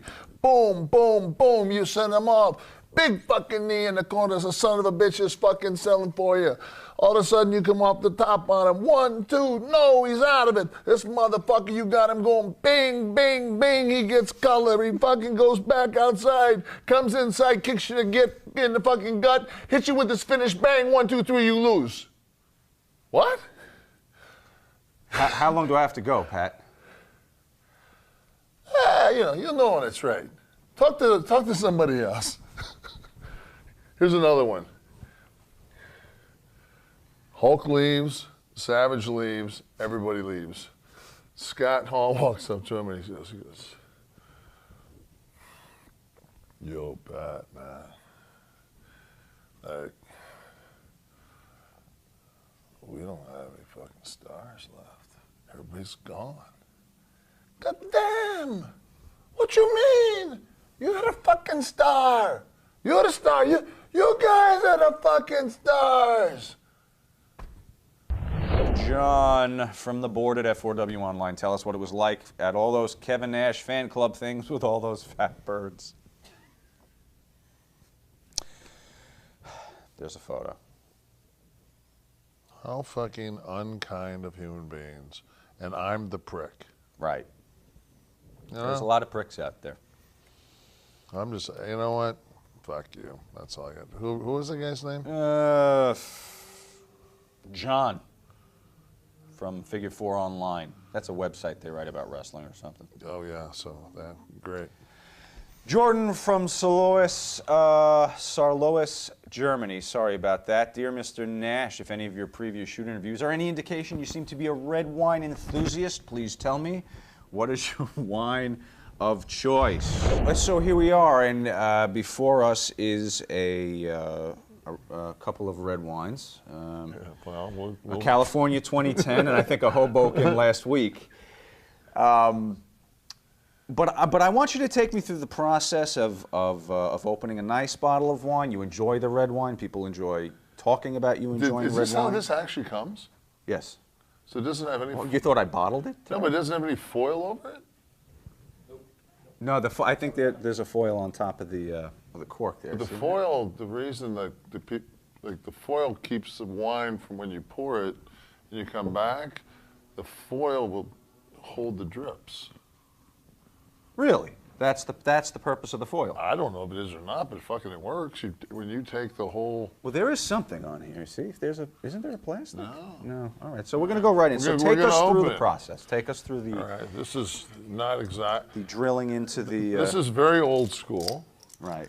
If you were a connoisseur, you would have the electric one that just kind of does all the work, but just... Yeah, but much like Matt Bourne, you have to pay homage to the old school. You should have never been broken into the wine industry because of your electric opener. Or my aeration devices or my assortment of different...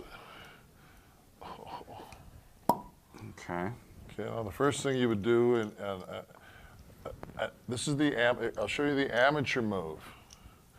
The amateur move. Can I guess what it is? Smell the cork. Absolutely. That's the amateur move. Of course, the cork's going to smell like fucking wine that's been in a bottle pressed against it, you dumb fuck. What you look for in a cork, and this is synthetic, is you look for how dense the cork is. If the cork is dense, and then once you look at it, you look if it's an actual cork, you look to see if the wine has run. And of course, it being this way, it's going to run from the bottom up, which means you've probably got some oxidation in your wine. So that's the first thing you would do. Synthetic cork, natural cork, better or worse? On a 10, I don't really think we're worried about it. Yeah, with these, certainly not. In this, you're just getting a fucking screw cap. But you know what? One of my wife's best friends was Walter Matthau's assistant for years, and she was left when Walter Matthau died, basically his wine collection. A lot of the bottles were $4,000 to $8,000 French wines, and the corks, so many of them were just vinegar because the corks just didn't hold. Wow. Over the period. So maybe the synthetics are actually better. Well, I mean, if you'll notice now, I make almost all the Australian wines have went to screw tops.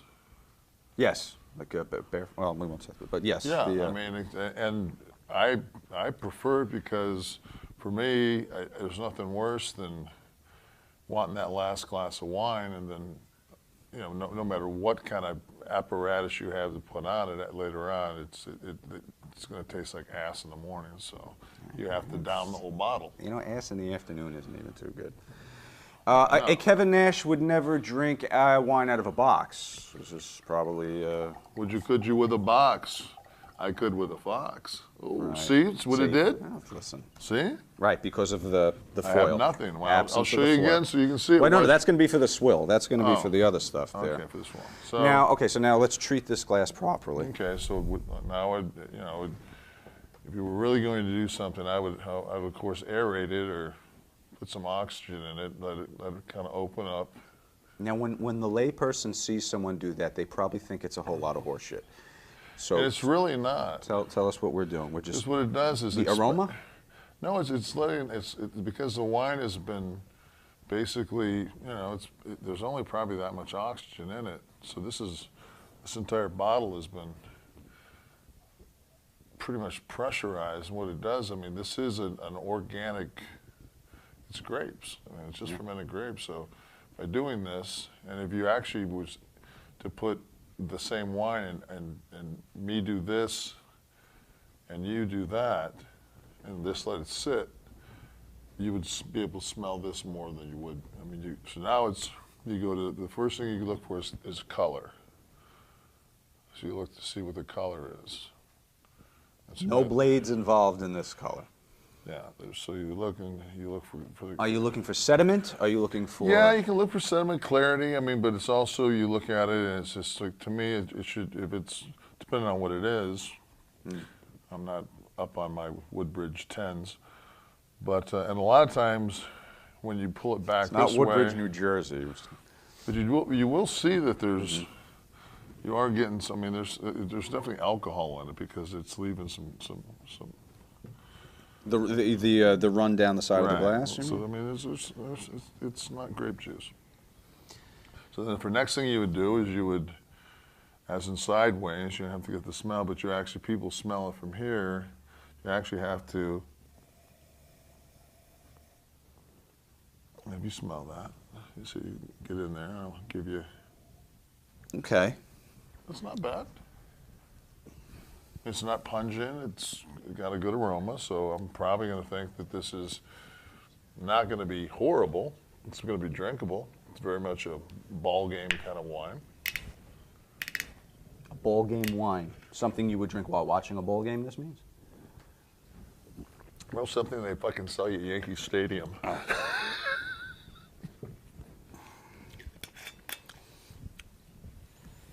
It's not big. It's just kind of a. Now you've let the wine circulate around the mouth. This is fair to say. Different parts of the tongue, looking for the bitter, which is like in the back, and then the sweet in the front, and it has notes of what?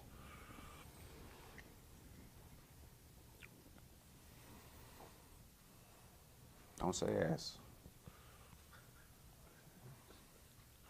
I would be surprised if this was even in oak at any point. In oak ever? Ever.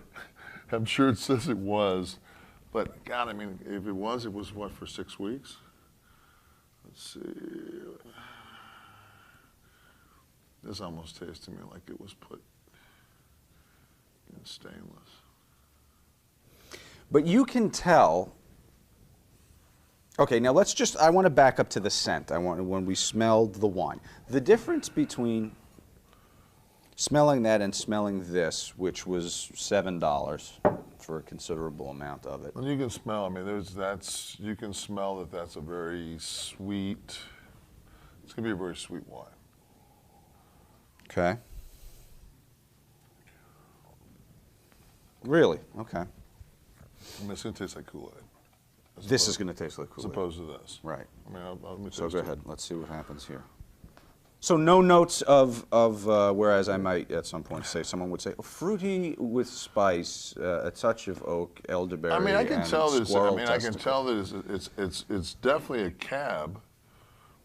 It doesn't taste like it may have a Merlot grape in it to blend it. I don't know. Maybe to take some of the harshness out of it. Mm. I don't think it'll at that. But it's like, you know, when you get a really good, like especially the French will actually sear the oak barrel. So you'll get, when they put the wine in it, the oak's actually been, like you can taste like different, Camus will temper the inside of the. Camus? I don't know. It's a higher end wine, but. Thought it was a worker. They'll actually add vanilla. To the oak? To the mix. Mm. And that's how, you know, when people, you know, say it, you know, it has a leathery taste, or, you know, I mean, all those things are things that they can, you know, they're additives. And that's the whole thing. Everything is a blend. Oh. There's nothing that's, especially high end, and it doesn't, the real, when you are like around people that really know something about wine, it's always like a Pinot, you rarely get a Pinot in the United States that's a pure Pinot that doesn't have other grapes in it. Mm-hmm. A Syrah, a little Grenache, whatever it is, and that's almost in any wine. I mean, everything's, I mean, it's to make it drinkable. I mean, to make the better it tastes. I've been drinking Camus since probably 93, and I've never had a bad bottle, ever. And like 06, I think they started putting more of a vanilla flavor to it, which is, I mean, it's probably my favorite. If I could drink a bottle of wine every day that was $70, I'd drink it. There's an endorsement and a lesson for everybody. So that's actually, well, you can taste that. I don't have herpes. How do I know? But I do have hep C. No. You know where the hell you've been? You worked in the 90s. Fucking hotels, the Howard Johnsons at Newark Airport. You know, Hercules made it a mission to try and bang all the black maids at the Hojo at the Newark Airport. Got pretty far from what I hear, too. I haven't thought about him in a while. Right. It was good, dude. That's the wine. Well, why we got to taste this beauty. Oh, you haven't tasted that yet? No. I might lose you after this. Tasting that, though. Now, James, this is clearly your favorite, right? Let's just break the fourth wall. This is all you need, right? It's old Guinea wine. It's what the grandmothers used to drink. No, I guarantee you, if I was to do this, all right, and do a little blending. But now, what if the two particular grapes clash? How do you know that's a good blend? Well, yeah. That's probably, I would say that would be probably a 6% infusion of cab. That's what I was thinking. Did you taste this before? I didn't taste this one. No, I tasted this. I wish put that shit. Oh, I got the shit. Remember that this is a shit wine, which is That little drop of the. Yeah. Okay, so. All right, so let me see if I can tell the difference. I enjoy wine, but I'm a layperson. Right. Okay, I'm going to certainly now, go. now, just with that drop of the Mondavi. Right. I mean, Yes, there is a difference. And that's the simple. Absolutely. So you can actually take that wine, blend it with 5% that, and you're going to change the price of that probably by $2 a bottle. There you go. And that's how you make money, which is the key of life. Good. Miles of money. Let's do this. Big Bad Brad. Big Bad Brad has sent us this. Yo, Big Sexy, I'm about to ask you the most important question you're going to be asked on this YouShoot. Do you like waffles? Yeah, we like waffles. Do you like pancakes? Yeah, we like pancakes. Do you like French toast? Yeah, we like French toast. Can't wait to get a mouthful. Waffles! The world wants to know, do you like waffles? Listen, the fact that Jerry Blackwell from Beyond the Grave was able to send a video is reason enough to show that. I like a waffle, but I prefer it to be eaten out of the crack of my ass. Doesn't everybody? You know, who doesn't like a waffle? Who doesn't like pancakes? Who doesn't like that's? Did you frequent Waffle House? I often hear this was a big stop for the boys. Absolutely. Yeah. Where else can you get 2 chicken breasts, 3 eggs over medium, hash browns, and some toast and coffee for $7? Tip out for 10. There you go. Head rush. Here he comes. All right, Kevin, we asked 100 people. You got to tell us. Top 6 answers are on the board. How was it being a part of the Family Feud? Yeah, how is that? They would do those wrestlers on the Family Feud weeks. What was that like? Would you shoot it all in one day? Yeah. Pay good? Probably better than when I was getting fucking with that Mohawk fucking gimmick they got me in that shit. Fuck. Brian Kinnaman. Hey, Kevin Nash. My name is Brian from Des Moines, Iowa. And my question for you is, what do you think Motherfucker about shot John Lennon. PW Torch's Wade Keller? Chapman. Thanks for answering my question, and have a good day. Oh, my God. He's got somebody fucking hostage. I was hoping it was a bird. Wade Keller? Wade's actually a friend of mine. I just talked to him 2 or 3 days ago, and we talked about 6 seconds about the business and the rest about politics. He's a little bit left wing as I am, so I've always liked him. You know why? I like him because he is more. And I'm just talking about Wade. I'm not talking about the Torch. Mm-hmm. Wade does his section of the newsletter as a journalist. He basically says what happens. You know. Foregoes the personal. He lets Mitchell and the rest of the hacks do all that shit. Okay. Which leads us to John the Revelator. City Hall. Nash, who are you voting for in this upcoming election? John, who are you voting for? I'm voting for Obama. Obama, don't be giving them rich people no tax cut. Give it to them. Obama for health care, and the middle people. Don't give them no. Well, he's for middle people. Obama, yes. He's for health care. He's for the people. Yes. Don't get them rich folks no tax cut. John, if you'll fly yourself up here at your expense, you can host this show. The offer's out there. I just want you to know that. Thoughts on the upcoming election? If this is watched after 2012, we're in the midst of the Obama-Romney deal there. What do you got going on? To be succinct about it. I mean, I don't know because, I mean, Romney switches every, I mean, if he would just pick, I can't even, you know, how can you possibly vote for somebody that the Huffington Post on Tuesday says he's you know, kind of pro-choice, and they're like, no, motherfucker, you can't say, I mean, he's done what everybody does. They go completely fucking batshit right. To get the nomination. To get the nomination and get the fucking Tea move Party to and the all those fucks. And the next thing you know it, he's Barry Goldwater. I mean, fuck, it's like, come on, guy. Well, Will from Glasgow, Scotland, we're about a year away from the 50th anniversary of the JFK assassination. Was wondering what your take on it was, having seen you mention it on Twitter before. Was Oswald a lone gunman? Was he a low-level CIA agent? Was it LBJ influenced? Was it the Mafia? Operation 40 guys? Any theories? I mean, I gotta have...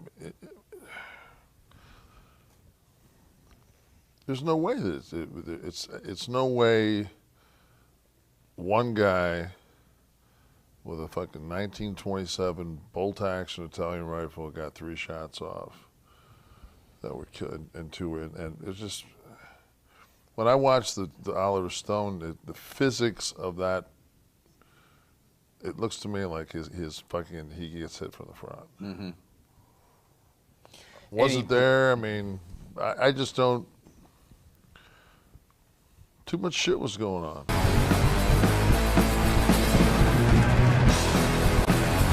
The Boys. Video from the Little Iron Sheik. What a great. Let me see the picture in the back of the bus. Oh, yeah. Let's go up to this. Let's go. That's like, was that not a fucking crew of guys? Yeah. You got the through what is this the B time? They're throwing up the that's a BSK sign. I mean, but you take the Click, Taker, and me, and of course Steve Briscoe. That was a great night. This is me and Scott are getting ready to leave.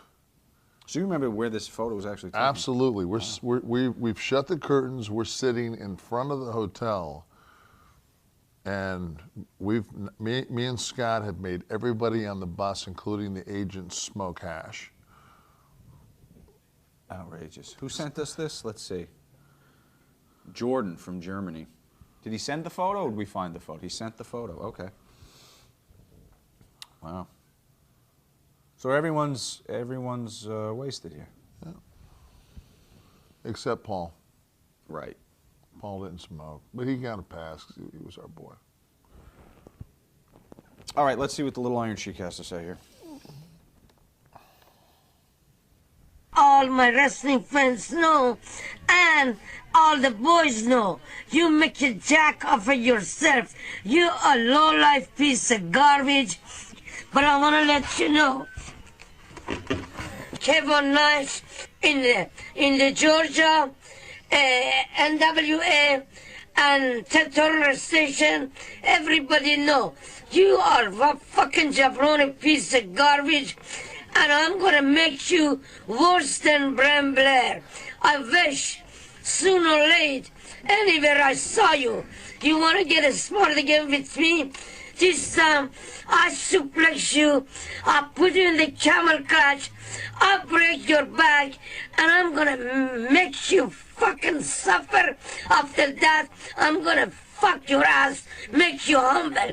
Kevin Nash, fuck you. You're a piece of shit, garbage. Sooner or late, I get even Scott with Hall. you. Not Kevin Nash, Scott Hall. Scott Hall, I'm sorry, Kevin. Kevin Nash is a good friend of mine. I want to say that's actual audio of the Sheik that I guess they tweaked to make it sound small, but he cut this enormous promo on you, and someone whispers, you're supposed to be talking about Scott Hall. You like the Sheik? Love him. One of a kind, right? Can't wait to see him tomorrow. That'll be the highlight of my day. Patriots. Here are the Patriots. Is it Tom Brady? Who knows? Don't adjust your YouShoot screens. You're seeing correctly. Patriot number 1 and Patriot number 2. The ding-dongs have nothing on us. Mr. Nash, you've always spoke very highly of Rick Rude in all of your interviews and your segments. Can you please share with us a wonderful, ravishing Rick Rude story? And also, since we're on the topic of great wrestlers, can you give us a quick handful of your 5 favorite wrestlers to be in the ring with? Rick Rude first. Funny Rick Rude story. Rick is getting ready to pick me up, and we're going to Augusta TV. And he'd just gotten a brand new Explorer. So his son, little Ricky, is, God, how old is he at this point? He's probably about 7. And he lives in Medlock Bridge, and everybody's driveway has this incredible slope. Yeah. So he leaves his. He doesn't go up. He's not gonna. But he's got to take his trash can up. So he backs out, and says, "Oh fuck!" So he goes, and as he takes it up, he doesn't realize his son gets in the car, puts it in the fucking drive, hits the gas, goes straight up the street. And you know he's on the way to his TV, and he's looking. He realizes it's his kid is in this. There's nothing you can do. He's already fucking a block down the street, and he says he just watches fucking this truck just plow right into these people's fucking garage door and like through their fucking laundry room and into their living room, and he just walks down there and says like. I live up the street. This is my kid. This is my truck. Send me the bill. In other words, I gotta go TV. He took his Mercedes. Dwayne.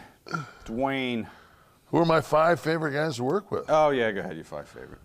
Sorry. Let me think. Patriot 1. Yeah, I don't want to piss him off. I wouldn't know if he's behind me. It was probably Bob Holly. That was Matt Bourne. Come on. Both of them. Let's see.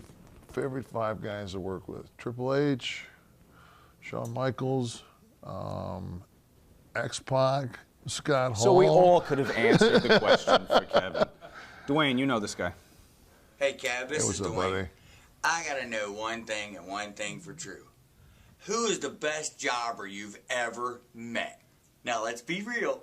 You know who it could be. And it's not Bob Starr. Was it Gilbert? The best jobber of all time was Jeff Hardy.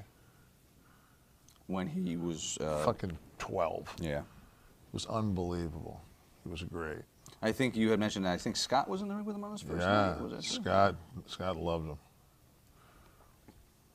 James McCloskey, Branford, Connecticut, sends us this. Oh yeah, Big Sexy Kevin Nash, I got a question for you. What is your favorite Macho Man Randy Savage moment of your career? One that's too hot to handle and too cold to hold. And just one more question, real quick. What is the source of the heat between the Macho Man Randy Savage and Vince McMahon? Is it nothing in particular or everything in general?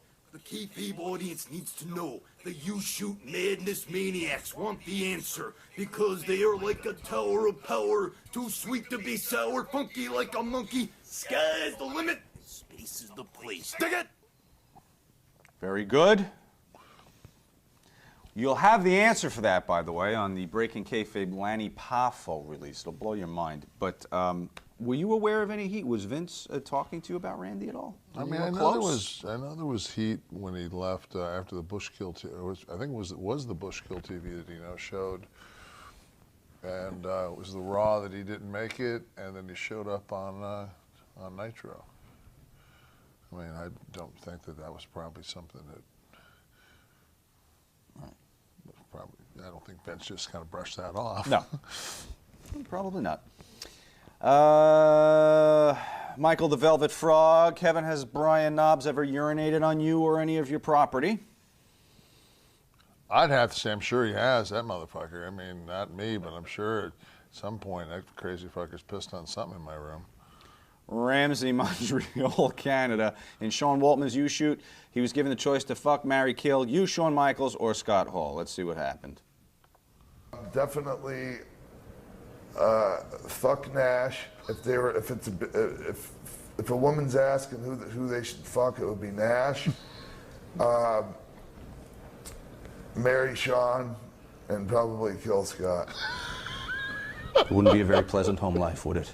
I'm just saying, I mean, I love them all to death, man. I fucking wouldn't want anything to happen to them. I'm just saying, a woman would probably come to those conclusions herself. That you should be fucked and Scott should be killed. This is F. Marry Kill, of course. This is the Click edition of F. Marry Kill, courtesy of Ramsey. Waltman, Michaels, Scott Hall. Go ahead. Gun to your head. Gotta fuck one, gotta marry one, gotta kill one. Kid's a freak, so I'm gonna fuck him. I'm gonna marry Sean, and as fucking Charlie Manson said, I'm already dead. There it is.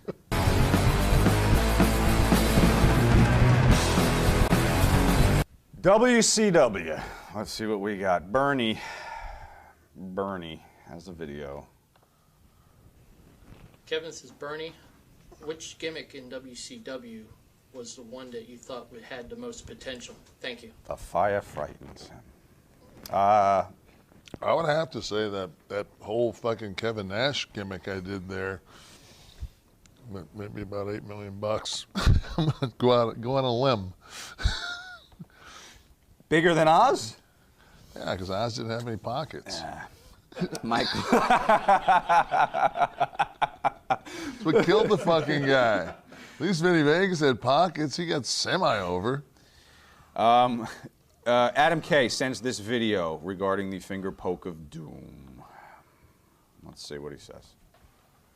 Okay, did you intentionally lie on the WWE Legends Roundtable, or was it just simply a case of you confusing the facts? When you were asked about the finger poke of doom, you said there were plans for Goldberg, but immediately after he smashed his arm through a windshield and he was out for 6 months. The Goldberg windshield incident actually occurred a year after the finger poke of doom. So what was the real reason? Adam doing his homework. Wow. Let's see the dates here. What did we find? Finger poke of doom, January 4th, 99. Goldberg hurt his arm on December 23rd. I say this. I actually was as hot as Goldberg was going into that match, and I thought to myself, I said, you know what? I'm going to beat Goldberg. I mean, I've got this plan. It's my master plan. I'm going to beat Goldberg. For 1 week, I'm going to be the champion. I'm going to do the finger poke of doom. Basically kill my run. After that, I'm never going to make reference to the fact that I ended Goldberg's streak.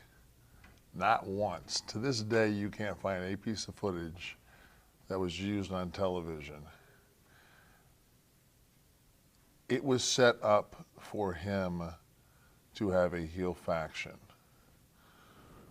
Maybe he did. Maybe the thing didn't work out because people got hurt, whatever, but it was still the NWO that he was chasing that day when he put his hand through it, because it was Brett, and I specifically told Bill, Brett's going to drop the bat right before he gets to the car. Pick up the fucking bat, use it.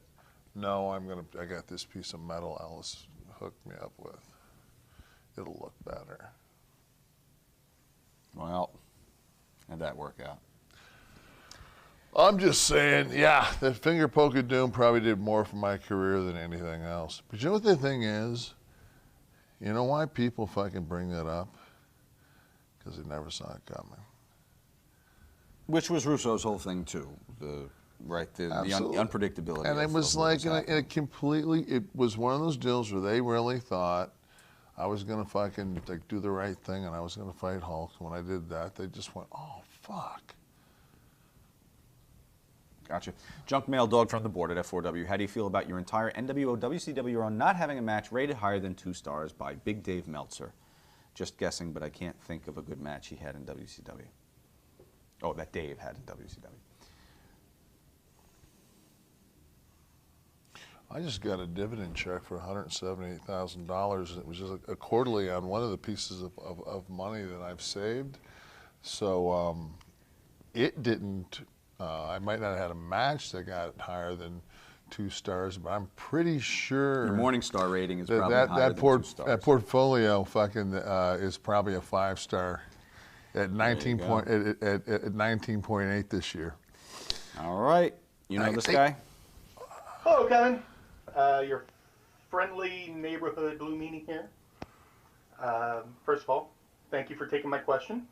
Much appreciated. I'm not listening. Second of all, I would like to gauge your opinion and initial reaction to the parody Stevie Nova and myself did of the New World Order with the Blue World Order. I've had a chance to talk to Scott about it. I've had a chance to talk to Sean about it. But I never had a chance to meet you and talk to you about it. Your initial reaction and what you thought of it. Like I said, Scott and Sean, took it, for what it was, and it was the pay homage to the NWO, because we only did parodies of people who, we dug. So if you get a chance, you have a chance right here. I'm sorry. Let me know what you thought of it. Brutally honest, and I appreciate any feedback. I'm going to say this. Thank you for taking my question. Kill Stevie, and, fuck hope all Blue is well Meanie. with you. Thank you. That's great. I mean, I think it's. I thought that my rendition of Arn Anderson was, it was from the heart. But when you see someone pay homage, you're not offended, right? Unless That's it's cool. something that. Even if it's shitty. Yeah. Even if it's a shitty thing. They did somewhere. They went down with a quad injury. They had to put thought in it. Well. I mean, anytime, I go by the Spartacus creed: if I can't have your love, I'll take your hate.